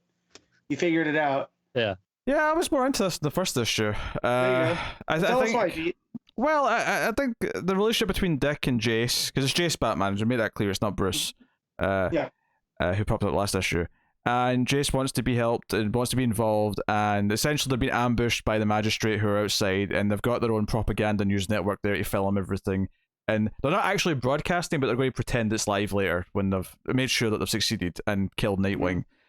And I kind of like Dick says, no, look, you sneak out the back while I've set off this EMP because, Batman has to continue in some form. It needs a Batman. It needs Batman. And it's kind of this moment of respect. But I actually kind of, I'm a sucker for when characters in the DCU kind of acknowledge that Dick, and Wally, but there's no Wally here, that Dick is kind of like the heart and soul of the superhero community. So I kind of love that Batman makes the choice not to leave, and he's like, no, I'm not going anywhere. Like you're important to the heroes in Gotham as Batman is to Gotham. There's a nice sentiment. So he stands off the magistrate with him. They go outside. Some action. Whatever exists in the Bat family right now shows up. It's an interesting mix. So Babs is going by Oracle, but she has an outfit that's kind of like a mix of classic Batgirl meets. This feels almost like a throwaway moment, but I would not be surprised if this is the prototype for a costume coming soon. Do you know what it feels like to me? The purple sort of triangle, if you want to call it that, on the grey is Honestly, it's very Nightwing. Yeah, it almost feels like a purple Nightwing, but on grey. Plus she's got a cape and she's got kind of a classic Batgirl kind of mask. I don't like the orange knee pads. I'll give you that. I appreciate that you want some colour there to break it up. I get that. But the knee pads look bulky and just awkward. I'm actually kind of... Because the page before it does the reveal of her and the rest of the team, the close-up, I saw the hair and I went, oh, this is whatever Babs is now. And then obviously you get to the next page. I mostly like it. I agree the knee pads are a bit over-designed. I kind of feel the same way, though. If you look at Tim, like his knee pads, I kind of feel the same. Like his knee pads are kind of the worst part of his outfit. They are. I think it gets away with it a little bit more in that it's still the green and red, and there's a lot of that on his outfit, whereas the orange on Babs is just the belt, which is a very thin belt as well, and then the knee pads, so they feel extra clunky. Do you know what? It works if you look at... There's a full page of Nightwing and Batman walking out a wee bit ago in the book. And Nightwing's kind of got some knee pads, but the knee pads are kind of connected to his boots, so they look much better. They look like they're sort of like part of like a tall boot design. They're like shin guards. Yeah. It's the same as like what Batwoman's got, where they just kind of go all the way up. Yeah, and I think that looks better as a design. I love that they've actually labelled Cass as Batgirl. I think that's fantastic. Obviously, we have to acknowledge that Two-Face is in this team. Yes. Which flies in the face of her as Batgirl is not how she was described at the end of the Batgirls as well, which seems like a missed opportunity, right? Because they call her Orphan. So it's like, come on. Bye. Get it together. Are you saying that you should have called her Batgirl at the end of that? Yeah. Yeah, okay, good. I mean, the story was called Batgirls. That's true. I'm shocked they didn't. I thought that was the whole point of that. That's what I'm saying. But I had read this first before I had read that, and so this was kind of almost a spoiler for where that was going. And that's why I was kind of like, oh, this kind of, yeah. But yeah. Low hanging fruit. Man Bat's there, which is cool, because obviously we've established him in Justice League Dark as more of an anti-hero. Two-Face is an interesting inclusion. Maybe there's plans for him for some redemption or something. Talia ties into Catwoman a little bit, that she's kind of working with the heroes in Gotham, so that makes some sense. And Huntress has obviously been in the Grifter story, so she's a wild card. And plus Huntress has always been associated with the Bat family, so even if she wasn't in any future state, it wouldn't be that surprising that she's here. No. Right. Also, I wonder where Damian is. Like, we got Tim, we got we know what Redhead's up to. He's probably working for the magistrate. Yeah, Peacekeeper 01. Oh, he may be Peacekeeper 1. I don't like that. Maybe a Damian. I threw that out into the world, and I'm honestly terrified. I'm right. Honestly, it could be like a 19-year-old Damian. Yeah, that's. Yeah. I don't know whatever year it is. Work it out. he got aged up too, Well, he's not aged up like here. John. It's in the 5, future. 6 years. No, but we know that Tynan's gonna be dealing with Peacekeeper 1. Oh, too. true. Okay, that's yeah, but maybe that's kind of a misdirect. Peacekeeper 1 in present day is going to be 14. Yeah. Or maybe Peacekeeper 1 is a title that Damien takes later. Yeah. Maybe they move up the ranks. It's not a static thing. True. Yeah, maybe Peacekeeper 1 in the future is Damien, but he's not. Would also explain why Talia's here. Yeah. Damien has been notable by his absence. So yeah. But yeah, so they show up and they help. Fighting resumes, and Dick's got a new car, a new Nightwing car that he wants to show off. So he rides out in that. The magistrate soldier with the eye sort of thing speeds off after, and we get a bit of a fight scene where, because she's got bionic arms, she's got implanted arms, so it makes. Do you know what? My only complaint about this fight scene, because I do think it looks pretty good for the most part, is that I wish they put in some sound effects for the arms. I really wanted to imagine the zzzz as the arms were going around. Is that not what the vroom is? I guess the vroom kind of is. I think I wanted more of it though when she was actually punching them. I wanted the idea that they were struggling because our arms are super strong, and that's why it's such a hard fight for them. We have this book and the Mortal Kombat trailer. I know. I know. Which I still haven't Weird. watched. God damn it! It's actually even I've watched it. It looks rad. It's all right. It doesn't look bad. Yeah. No, and Nicola Scott's art may not be the best example of her art, but I do think that panel, it's the top half of a page where Nightwing's electrocuting his eczema sticks. I think that looks great. Wait, what'd you call him? I noticed this as well, but I was just going to be polite and move past it. Not me. I'm sorry, I tried to call. Okay, I'm just going to call him his batons then. All right, if you want to do it that way. Eczema. Eczema? Eczema. Yeah. Eczema? Eczema is a skin condition. I know that, but I just thought. But it's not like you call them eczema sticks. There's not even an X in the word. No. Well, no, I wasn't actually trying to say eczema. I was trying to say extrema. I know. With there you go. Yeah. But the way that you said it, though, I couldn't let it go. Just call them as batons. Yeah. Well, I tried to do that before. Can't give me shit for it. When did I give you shit? I mean, I might well have done, but I don't remember it. Oh, you did. This was a year ago or something. They're his nightsticks. His nightsticks. I mean, with a K, of course. Yes. With a K at the start. Dick's nightsticks. Yes. So anyway, Facey walks with them, walking off into the morning sunlight with a newfound. Again, it kind of implies there's going to be a status quo where, Jace is now welcoming Nightwing's network of heroes in the city. This was solid. I enjoyed it. It's good. Yeah, it was fine. Like I said, I thought it was okay when I read it, but the fact that 2 days later I remember none of it is really not a good sign for it. This was better than Immortal Wonder Woman. I'm chalking it up to that I read too much stuff this week in a short time period. Except for Superman. Wait, Matt, are you backing him up on that this is better than Immortal Wonder Woman? No. Thank God. It's the same. I don't know if I can accept that. I don't know if that's what Connor wanted, but he's only accepted it because I know it's not what he wanted. It's better than whatever that stupid thing that came out of Pete's mouth was. I think it's better. I enjoyed it more. I think the character beats and the everyone sticking up for Nightwing and showing up to save him, even though he's told everyone. He tells Batman to leave. He told everyone not to show up, but they do it anyway because he's goddamn Dick Grayson. That warms my heart. Yeah. This was perfectly solid. Better than the first issue, more impactful, and I like that they're setting up JC's relationship with the other Bat characters. So digging it. So yes, Matt, what are you going to rate Future State Nightwing issue 2? This is a 7. Connor. 5.5. Such a wanker. I'm going to go with I'll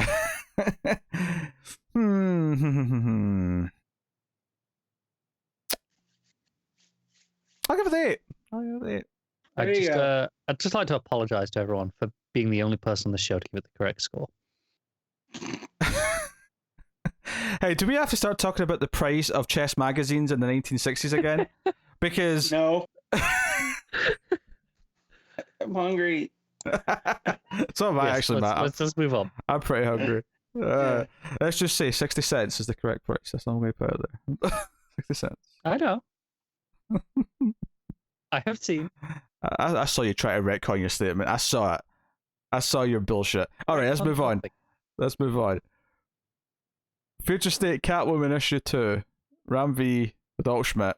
The train saga. Now, I will say I think I liked issue 1 of this more than issue 2, but that's not to say that this was not good or great. Even it didn't feel as special as issue 1. It lacked a little bit the oomph, but I still think it's really great. Yes. So I caught up on Catwoman.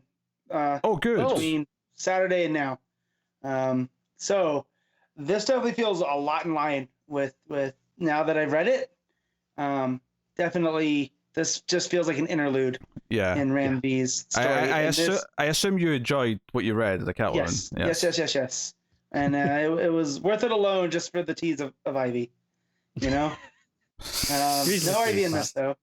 That said, I feel like Ram V has got an Ivy story, and that's why we're doing Swamp Thing. Sure. So that's exciting.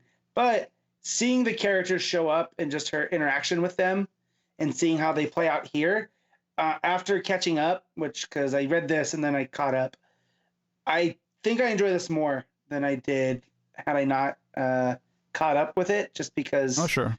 I think this is very accessible for anyone who hasn't been reading the run, as proven by the fact that you very much enjoyed it last month. Yes. But I do think it is enhanced if you are reading it. It is, because I went back and before we recorded, went back and freshened up on it, and I was like, oh, okay, that's this character, that's this one.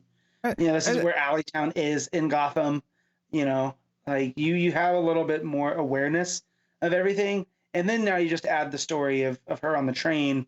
Taking out the magistrate. To get back to the story on the train here, like there was stuff in this issue that was really good. Like Catwoman having this sort of like almost like unconscious dream of Batman to wake back up when she's about to get slapped. Did anyone else laugh when it's just onomatopoeia saying slap at the slap? Yes. Yeah. Underrated character, that onomatopoeia in the hands of someone like Ram V. Yeah, but no, I loved like her having to crawl with him to the exit and try to say. She's basically saying, no, I'm going to do this crazy thing where I explode my electromagnetic thing in my gloves, because that's what Batman would do to get out of this situation. He would do whatever it takes to save whoever he's with. So it gave you this sense of what Batman still means to her, and that's before we actually get the reunion with Batman, which is also very sweet. And obviously there's the great art, the visual of him not going with her, and they're on the different train cars as they're separating. Probably it maybe even just be the best little story beat of the whole issue, just that visual as they're leaving. And I like the dialogue there as well. He's like, oh yeah, how will I find you? Like, just steal something important. Yeah, no, it's very sweet. Everything, and I love how Talia is like third wheeling, like technically Bruce's ex, just like, all right, come on guys, we got to move on. Classic here. Talia. Yeah. So that's all really really good stuff. It's all just okay. She's saved all the kids who were on the train. They're on the back two cars that they've separated, and Bruce is going to cause so much chaos and escape that no one's going to care about the two missing cars. Not really. And the whole idea being that Batman lives, and that's kind of the ending is that's been scrawled on the side of the train. Yeah. I love that graffiti on there, because especially knowing the Alleytown kids, like this is their neighborhood. And that was such a big want. moment earlier in the issue as well, when Catwoman's got the gun to her head, executioner style, and then it's Batman lives, and there's Bruce saving the day. Yeah, no, it's a really good moment, and I think obviously it ties in nicely because he even references Dark Detective. It's like that, that's why everyone thought I was dead. So they're linking a little bit now, which is cool. But yeah, the idea that Batman lives just being like a sort of, it's very, No Man's Land, it's very Dark Knight Rises, whatever. There's all these ideas of like believing that Batman's still out there kind of thing. Yeah, with that, I was getting a lot of Batman or Dark Knight Rises vibes from this one. Like all the stuff that I do enjoy in that movie was here. Which should be all of it. It's not my favorite. As someone who utterly loves that movie and defends it to death, I will say you can love almost all of it because Talia is still a bit shaky. Sure, and that's improved in this issue. Well, true. I mean, you got Talia. I didn't even think of it on that level. Where's Missing Bane? You got all the main players. But But no, just like what Batman represents and like the city coming together, you know, under that promise of Batman. Yeah. You know, I think it was cool. You asked for really appreciate Bane on a train, you say? I just want my chair. I was gonna say, I really appreciate the kind of the scaled back scale of these two issues, the scope of them. They're not, you know, the biggest story ever. It's just this 2 issue story, this train heist. Yeah. And it gets out and tells its story, but it still has a lot of, you know, wider world connections and bearings, but it's still a pretty self-contained little story. It's not going overboard like we saw in some of the stories where we kind of felt like that you didn't really even have a 2 issue story, or alternatively they had way too much to try and cram into 2. This feels like, you know, just the right level of story for these 2 issues. Yeah, well, who would have thought that doing a heist with Catwoman is, you know, a really good story, you know? And then you're putting it on a train. Throw a little Snowpiercer in there, you know, because I was getting Snowpiercer vibes as well. Maybe because when I go to watch wrestling, yeah, well, it's also the whole front of the train, back of the train, right? They're working their way up. You know, you got to get rid of the 2. And also, I was going to joke on her, and then you step all over it. A train's a straight line. You're either going from the front to the back or the back from the front. There's that's the only 2 choices. Going from the back to the front. Yeah, but you guys stepped all over my joke. I would say when I go to watch wrestling, I'm getting a lot of Snowpiercer ads because it's on the TNT app. All right. Okay. Yeah, I was incepted. Okay, Matt, exploding barbed wire death match. Yeah, I know. Poor Renee. Poor Renee. You talk about this next. She's a pregnant woman. She's a pregnant woman. She's going to be having a heart attack watching that match. Yeah. Anyway, yes. So wait, if it is a girl, so if she does go into labor during the barbed wire death match, the girl's name has to be Barbara, right? Is it a girl? Do we know that? Yeah. They announced that. Having a baby girl. I thought it's funny because I thought we were confusing it with Cody's gender reveal moment. No. It's notable that all 3 members of the Shield have daughters, which you know, going forward might be something in 20 years. I was just looking at Carter's face, and all I can hear is "Hello, darkness, my old friend." It is 2:30 a.m. Yes. We're going. We're going. Doesn't sound like Otto Schmidt art though, right? Like, it's great. We're spoiled. A big selling point of this issue, Frank, because I think the story, while really good, is straightforward, you know. But if you don't have someone great on art selling this, the action of this issue, which is what most of it is, then what's the point? And and it's fun action too. Like, just though, you know, you get the pages like. I'm trying to get there. There's one where she's launching at the top of the page with a whip, and it's going all around. And all these insert panels are overlapping. There are different angles. Yeah. It's got a real kineticism to it. Do I know one of the things I think makes this issue, one of the best things about this issue that's separate from the first one, is that the same thing we were talking about with Superman Worlds of War, is that the whole idea of Batman Lives, and the idea that Selina is trying to fight her way through these soldiers, but she's weak, she's beaten down, and she does get grabbed, and she's in this executioner-style moment, and she responds with Batman Lives. It kind of fulfills me with the same kind of inspirational punch, not as strong, obviously, as that Superman issue, but the same kind of idea, where it's the idea of Batman's inspiration on the people around him that's kind of driving her, and that's kind of part of the heart of it. It's a little more personal, because we know their relationship. Oh, for sure, yeah. Right? So, and then you have the moment that it just makes you laugh right afterwards of Onomatopoeia just going blam as he shoots the guy. Yeah, I love Onomatopoeia. So good. I need more. Mm-hmm.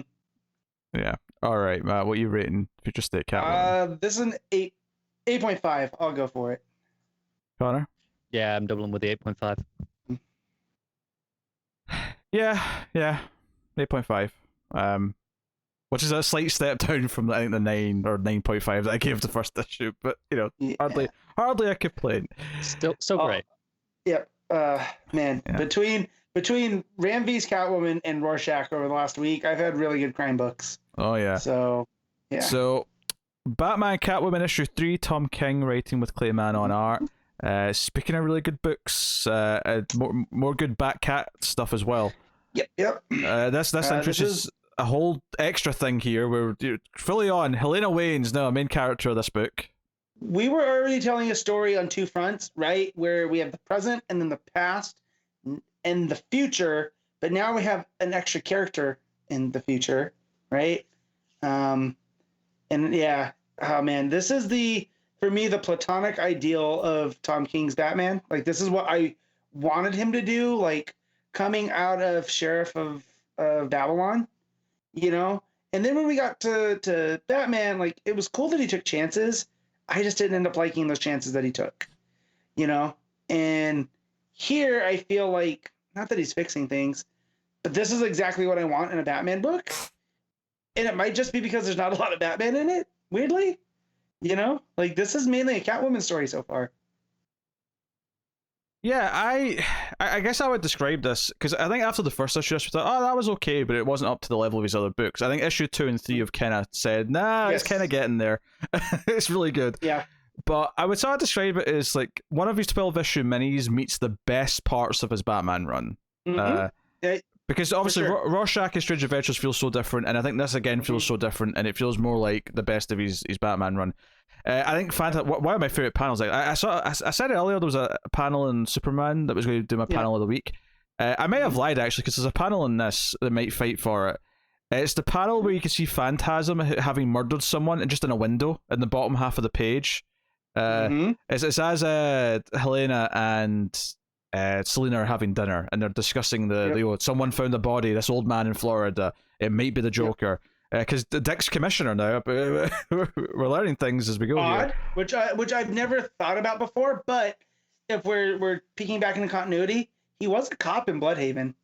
You know, like it makes sense. A little more sense than Barbara, right? In Batman Beyond. But I mean, we'll see what he does with it. I mean, right now all we have is one scene of it, but So this issue is framed by obviously the 3 different timelines at play. You've got the I'll say the oldest Selina is the present, right, and everything else is in the past, right? Because that's what it feels like. So present is Helena trying to bring this up to her mother, Selina, and her not seeming to care or pretending not to care. But Helena going there, and she's got her own bat outfit. She has a a Batwoman outfit, I guess, for lack of a better term. And she's at the rooftop with the signal and Dick, and she goes to the crime scene.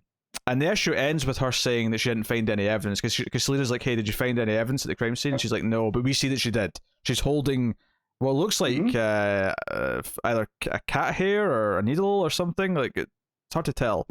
But she found something that's probably already linking it to her, because Dick's still treating this like a murder, and because Joker's crimes were mainly in Gotham, he's went in and got jurisdiction so that they can investigate the crime. Right.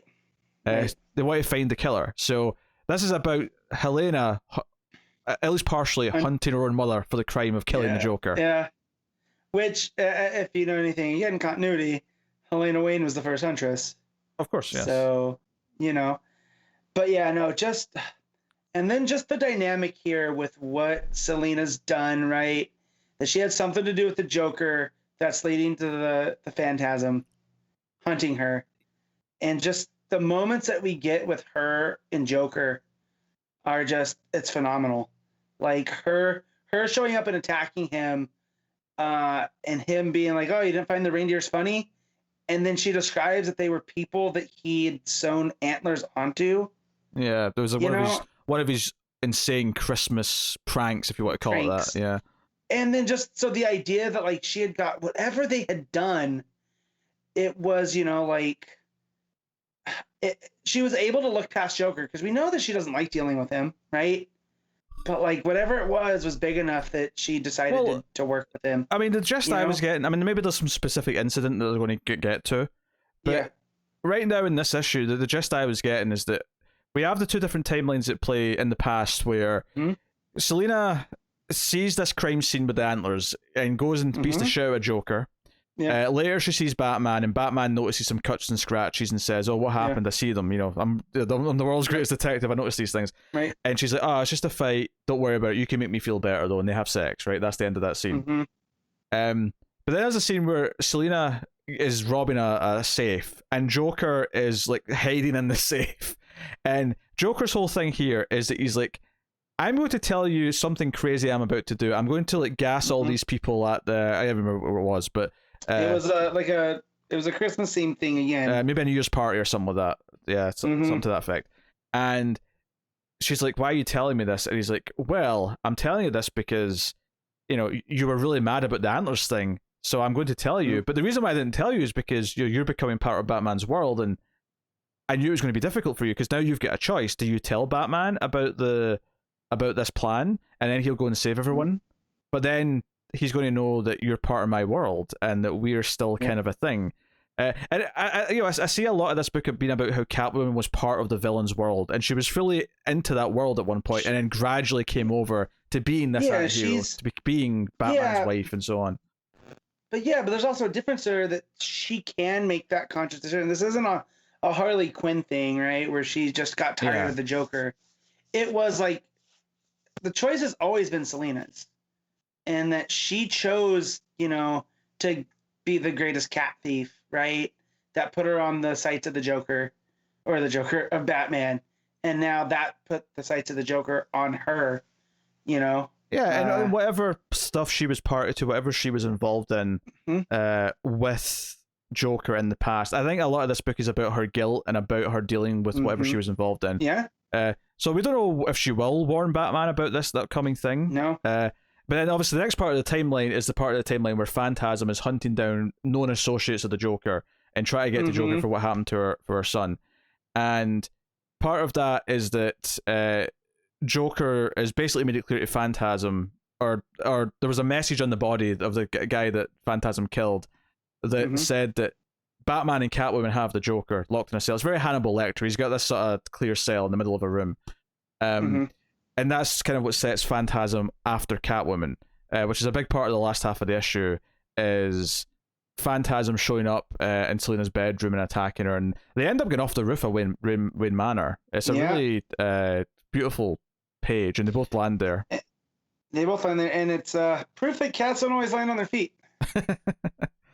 Yes, very true. But yeah, just that scene with her, and it's like a voicemail from Bruce as she's in bed, and he's like, I got something that might just be a hiccup in the security system. It's something that Alfred would have dealt with, but if you could look at it for me, like, I figure if anybody knows alarm systems, it's you, right? And it's Phantasm that's gotten into Wayne Manor to get Selina Kyle.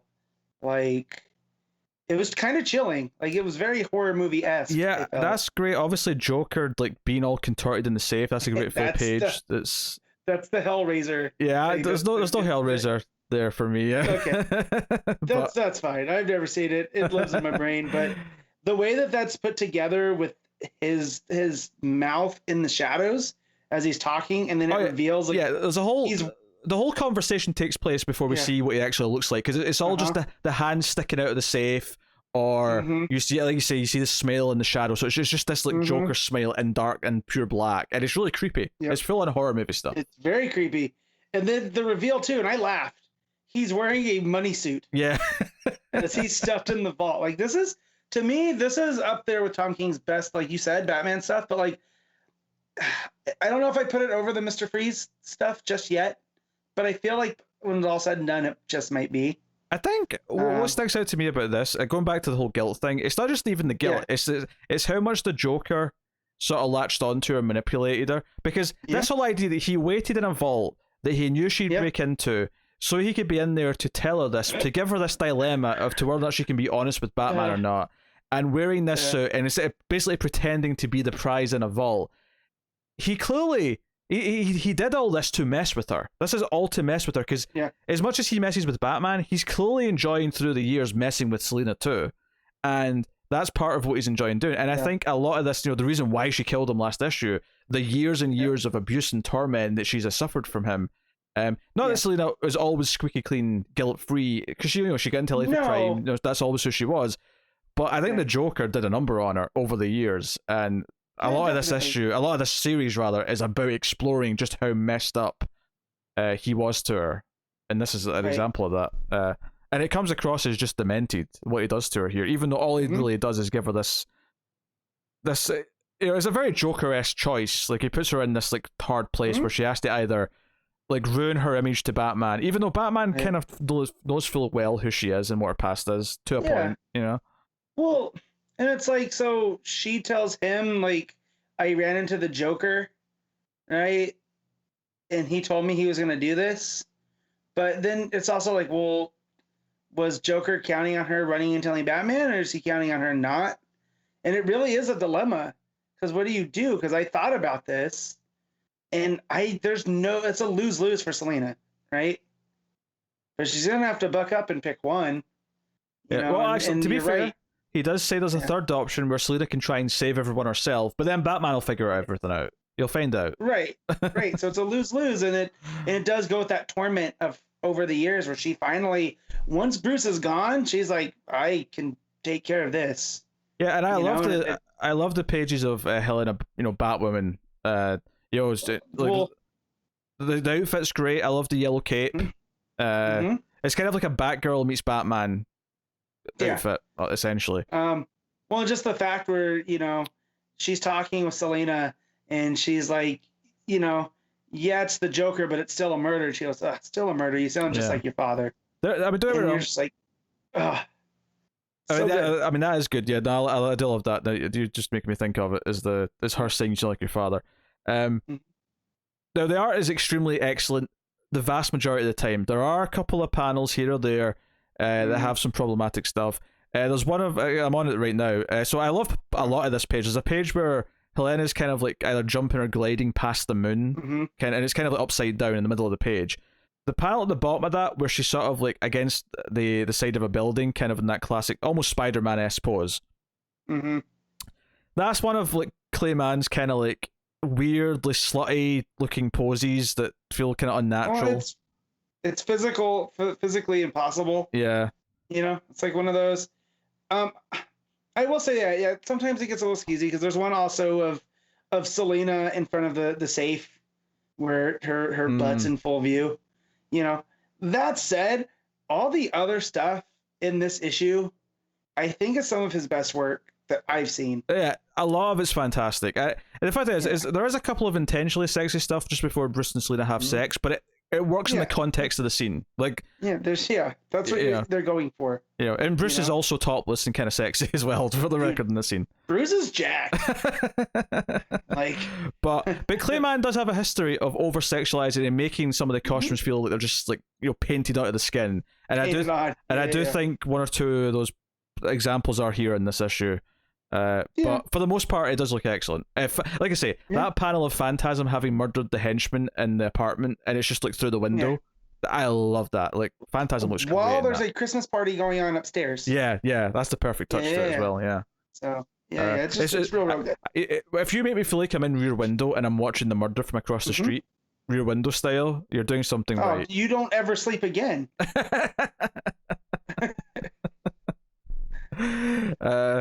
No, this book, I mean, the issue 1 wasn't bad by any means, but I think issue 2 and 3 were really what I think 1 is over. It's rounding into shape, you could say. So I'm excited. I'm excited about it now. The title page, that's like one of those advent calendars. Each title's in a different window. I'm liking that motif. Is pretty cool. Just the overall Christmassy feel. Like Batman at Christmas is a vibe. So yeah, it's just all around good. Yeah. I mean, even after that Advent page, there's a close up of almost like opening one of the Advent doors. Yeah. For issue 3. This night touch. So no, wonderful. All right. If I even it's like page 3's it's like Joker in his cell, like singing and dancing. It's just kind of demented. Yeah. Also, the borders too of all the Christmas stuff in some of the pages, like they filled that negative space with almost like Christmas wrapping. Yeah. It's pretty good. Yeah, that's when she's beating him up after the antler thing. Yeah. All right, what are you rating Batman Catwoman? I'm gonna give this an 8.5.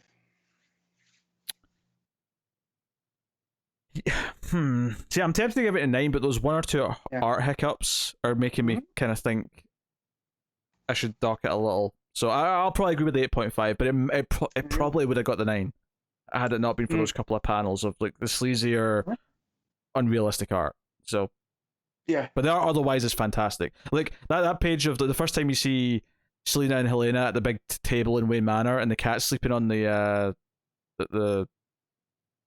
stool, I guess. Like that stuff is absolutely gorgeous. Like, it's just wonderful. Mm-hmm. So yeah, great. So there you go. That's Batman Catwoman. Excellent. All right. Connor has a Patreon book though. He's going to talk about Severed issue 4 by Scott Snyder and an artist who I'm forgetting. There's also Scott Tuft on the writing as well, and then Tila Futaki is the artist.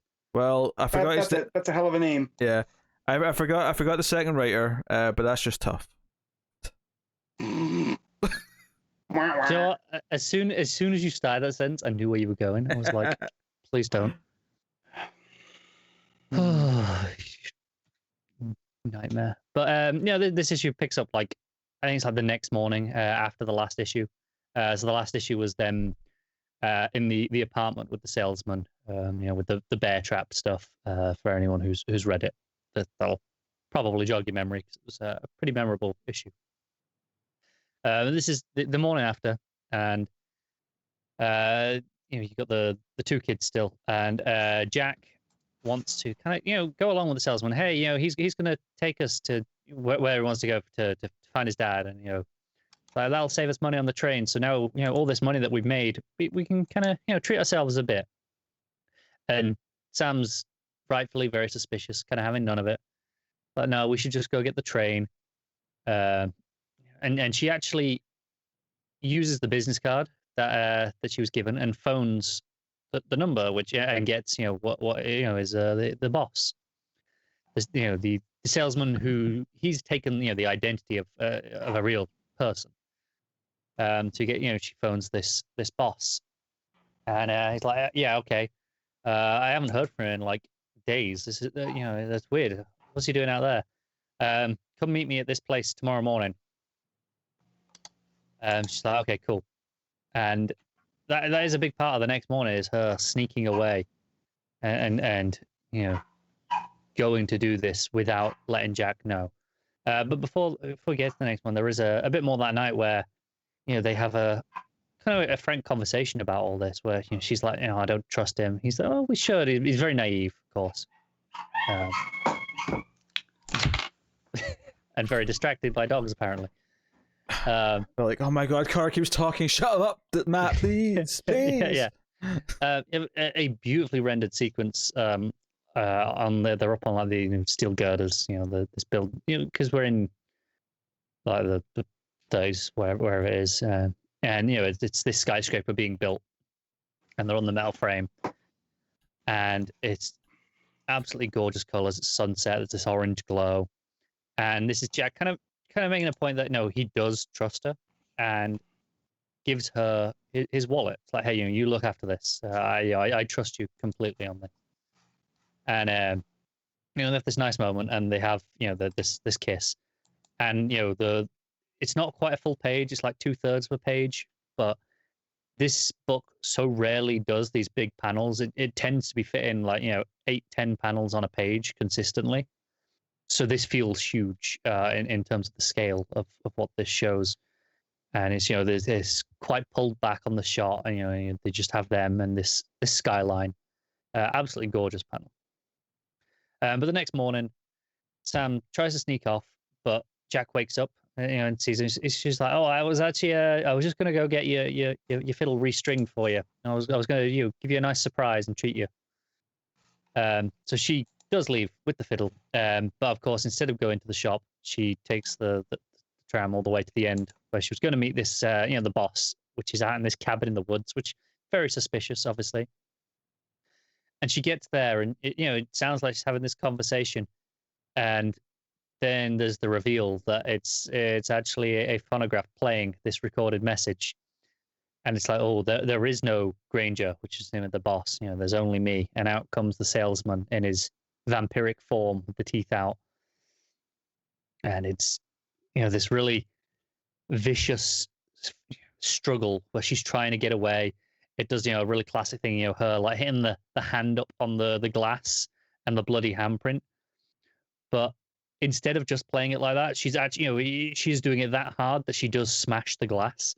And it not all the way through, but it shatters and has that effect. It's a little bit more visceral than I feel like you usually see from this this very stereotypical moment. Gives it a bit more weight than usual. But Jack's, back at the hotel where they're staying. It's like, oh, she's got all my money. I just need to wait. The clerks haven't none of it. It's like, no, get out, go find it. So he goes off to the violin shop, see, has anyone been in to restring it? And they're like, no one's come in all day. So he doesn't know where he's going. But he goes back to the salesman's apartment, basically. It's like, hey, I didn't know where else to go.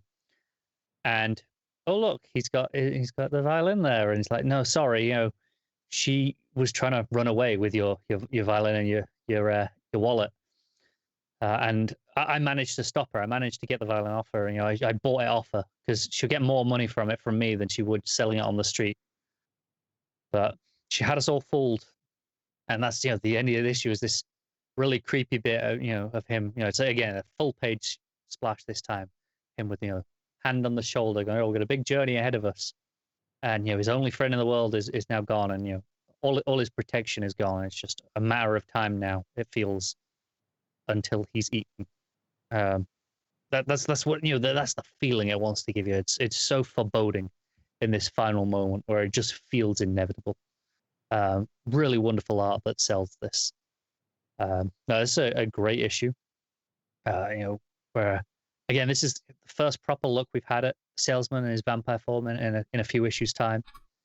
It's still really creepy. As I really like how it sells the visceral horror and above and beyond the typical way that these moments are done.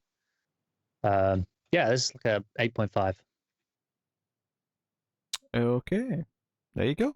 That'll take us out the part of the show. We pick our favorite stuff of the week, favorite panel / moment, favorite cover, favorite art, and top 5 books.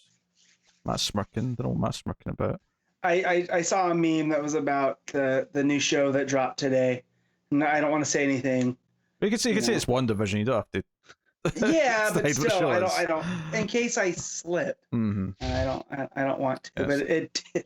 Yes. By the way, for anyone who's not watched WandaVision this week yet, there is a mid-credit scene this week. There is. It's pretty important. Just so you don't miss it, just in case you've not watched it. Yeah. All right. So best panel / moment, Matt. Oh man, I'm gonna take one from Superman: Worlds of War, but it's going to be the whole page of when the kids find the rocket ship. Oh sure. Because that hit that sense of wonder and awe in a way that I haven't felt in a comic in a very long time. And yeah. All right, Connor. It would be really easy to pick something from Superman. Mm-hmm. He's going with the Mortal Wonder Woman, not just to spite us. No. I honestly, I'm playing into my own character at this point and going with the Ram V book to get 3 for 3, but there is a moment in there that I loved, that really made me laugh, and it is onomatopoeia, just doing the slap, because that got a physical laugh out loud out of me when I read that, and that is so rare. But again, like in the same way that I talked about in Superman, the tendon being slashed got a physical like wince out of me. So rare to get any comic get a physical reaction out of me, but 2 in 1 week. Oh man, being spoiled. All right. Now, I did spoil what my pick was going to be in Superman, although I'd forgotten there was a panel in Batman Catwoman that might equally kind of take it. I'm still going to give it to that Superman moment, which is Superman in the chains, Mongol walking away because the shadowing, the point that it's just been made, and Mongol kind of walking off. And even though Superman's the one chained up, Mongol feels like he just lost. And it's a beautiful moment. But that page in Batman Catwoman with Phantasm murdering the dude in the window with the party going up above is very close to taking it as well. I want to make that very clear. All right. Cover of the week, we'll move on to. Actually, there's a lot of good covers this week because I was looking, and so I'm torn between the main Batman Catwoman cover, the main next Batman cover, the variant for Future State Nightwing with Nicola Scott one. That's a close up of Nightwing with the electricity and all that. Yeah, that one's pretty cool. The variant for Superman Worlds of War is really phenomenal, and then I think the regular cover for Catwoman, which is the Liam Sharp one with all the neon colors. So many good covers. It feels like a movie poster. Yeah, there's a lot to choose from here, and It's funny because I thought I'm tempted to go Nightwing, but I think I have to go with the Catwoman one. I think that Liam Sharp cover is just too good. So it looks like a Blade Runner poster. It does. It? That's what it looks like. It is gorgeous. And maybe like next Batman's third or whatever. I don't know. But there you go. I just want to say the variant cover for next Batman I think is very lazy. It's Jim Lee recreating the big iconic I think there's a Hush cover. Oh sure, yes. But just with Jace instead. I'm like, yeah, it's boring. And I'm not even sure how much he's redrawn the entire thing, or if he's just he has co-publishing to handle. If he's just made some alterations, he's copy and pasted. He's a busy. Oh wait, he has publishing to handle now. Yes, that's right. That's right. I do think the main cover for that book is really good though. With him sitting there with the cowl and the big purple light with the signal behind him. I know it's really good. It is nice. That's cool. Matt, what's your pick? So since someone picked it, I'm going with Batman Catwoman. There you go. The main cover. We got Phantasm and Catwoman in the reflection of the scythe. Yep. It stands out. Did you pick one, Connor?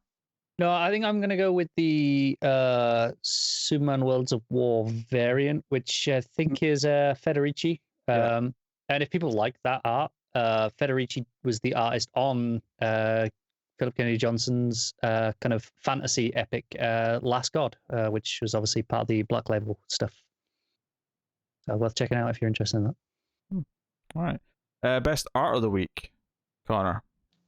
I'm gonna give this to Superman Worlds of War. Yanin and Bella absolutely killed it.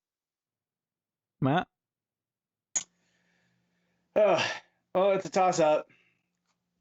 Do I want to give it to Worlds of War, or do I want to give it to Catwoman? I'll just go with Worlds of War.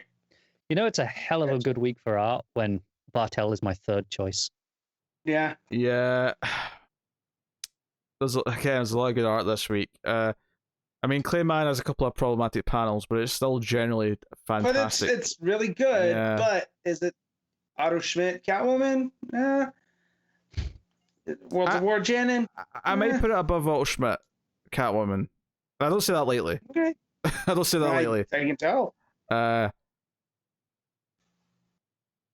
think I'm going to go with Superman, but I had to really think about it.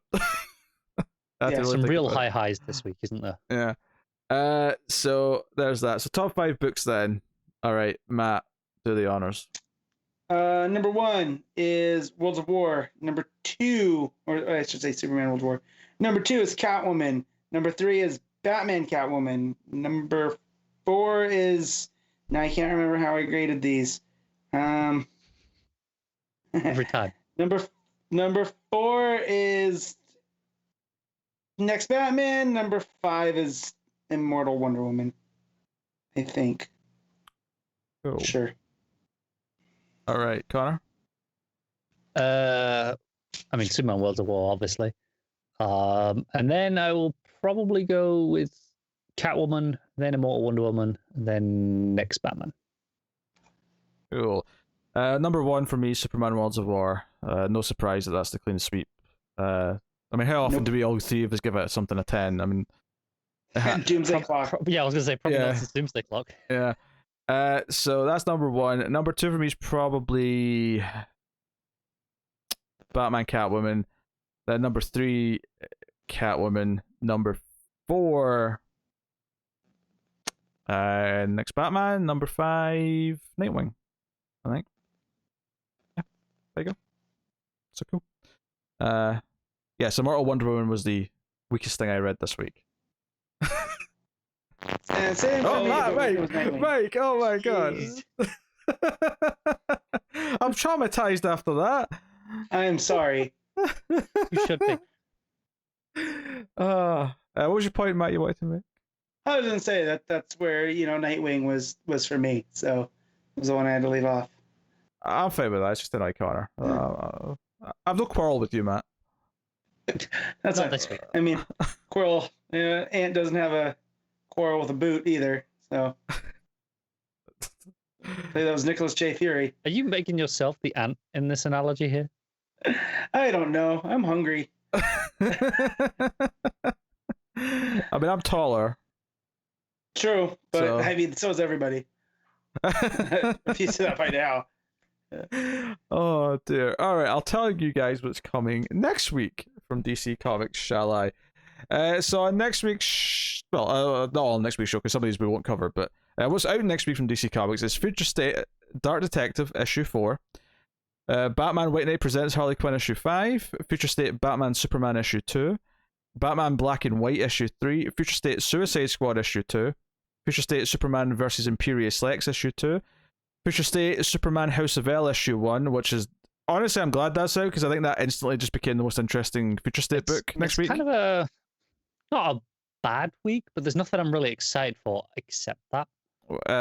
Future State Aquaman issue 2, Generations Forged issue 1, so the wrap up of that bad boy. Not doing that. I'll tell you that much right now. And then Future State Legion of Superheroes issue 2 rounds out the week.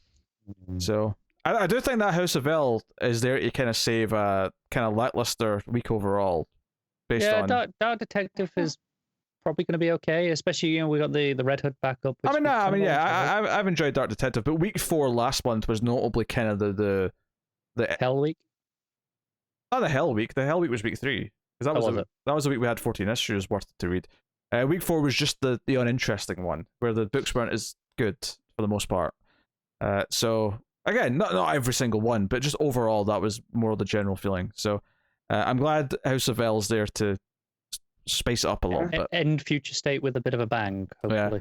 Although technically Imperious Lex issue 3 in another month's time is the end of Future State, but I mean, technically there's Future State ongoing books happening, so I mean, that's true. I meant just these Future State 2 months before we get back to real. Yes. But that one's interesting because it was actually in the announcements and was in these solicits with these, but it just happened to have that third issue that just is lingering. So I just clicked on the House of L, and a lot of the stuff there I was not expecting. I'm glad that it kind of came as a surprise, but already Johnson's becoming one of my favorites just based off of this here. You got Blue Lanterns and Tamaranians mixed in with Superman. Yeah, is that Lana with like a steel type suit on? I don't know. If you want, I'll just read it real quick. I don't have to. I just looked at the cover. I think that's the Tamaranian, isn't it? Is it? No, the Tamaranian's on the on Superman's right. Oh yeah, I see. Yeah. Looks like Starfire, but yeah, you got twins. One of them is a Superman of Earth. The other is a Blue Lantern. So that's pretty cool. Ooh, yeah. You got some barbarian looking dude. You got someone looking like Connor. It kind of makes me worry that his powers have run out. I was just got Tamarani in there, so should be. The variant cover for that is rather pretty as well. Let's see if that is. Oh, it is. Oh yeah. Old man Superman with the more regal cape standing up against the. I feel like that's the one next week, isn't it? Yeah. This I'm not mad at this Paquette. The Paquette one's fine, perfectly fine, but that variant is gorgeous. Cool. So there you go. That's what's coming next week. So not forged. Good. And that is a $7 book, by the way, with a 48-page count. So that's a bit bigger. Well, I'm actually kind of glad, to be honest, because I'm like, it seems like it is all the same writer. So $6. $6. It's $6, and it's the same writer and artist throughout. Oh, apologies. I'm looking at the cardstock variant, which is $1 more expensive. Forgive me, also, dear. All right, there you go. That is basically us. I will take this time to thank our Patreon producers for the month. So thank you to Tyler Hess, Cindy Palacios, David Sharp, Board Now, Al Treisman, Christopher Moy, Brett Williams, and David Brown. They are patrons at $20 or more, which is why they are producers. You can support us for as little as $1 per month at patreon.com/MailFuzzTV. And at the $5 tier, in particular, you get early access to the show. You get a day early. And previous in the Multiverse, which is now back, you get a month early. So that's actually been back for a few weeks now. But I think first one should be going public fairly soon. Relatively soon. Be late next week. There you go. I think. I'll have to double check, but I think it's late next week. So look forward to that. But yeah, so if you know what previous in the Multiverse is, it's me and Connor working through old DC runs. So but obviously mostly weekly. We take the odd week off if needs be, if we don't have time to record one. But so we're working through post-crisis Batman and a bunch of other stuff of interest. So check it out. It's on the same feed, audio version wise. There's no full YouTube version, but if you go to the Comics from the Multiverse YouTube channel, which is all the cut-up version of the show, where all the individual reviews, that's where they'll be going up in video form, if you want to just sort of keep track of one of those series. But there you go. That is that. And obviously, you can support us by liking, subscribing, commenting. All these things really help the YouTube algorithm. So please do some, if not all of those things, because they help us find more people and be more successful. Same with rating the show on your podcast platform of choice. If you're on iTunes, say, give us 5 stars and a review. That helps us out a bunch. You can share us on social media. Speaking of social media, you can get us at DC Comics Podcast, where you can ask questions, get updates, all that sort of stuff. So that is us with Matt's dogs just one last time before we wrap up the show. Make it. No idea. They're barking at that ghost. Or it's a banshee and I'm doomed. Either way. That might not be here next week. Dear. So there you go. That is the show. That has been Comics from Multiverse episode 241. And I'll just remind you again once before we leave that coming up for episode 250, there will be a vote for the top 50 DC characters of all time, which we will do a special revealing those results around episode 250. So please do keep that in mind. Maybe start thinking about it. The forms to send those in will be up in a week or two's time. So, maybe start the brainstorming. But that is us. So thank you once again for watching or listening. We always appreciate it. Keep reading DC Comics. And remember to never get lost in the Speed Force.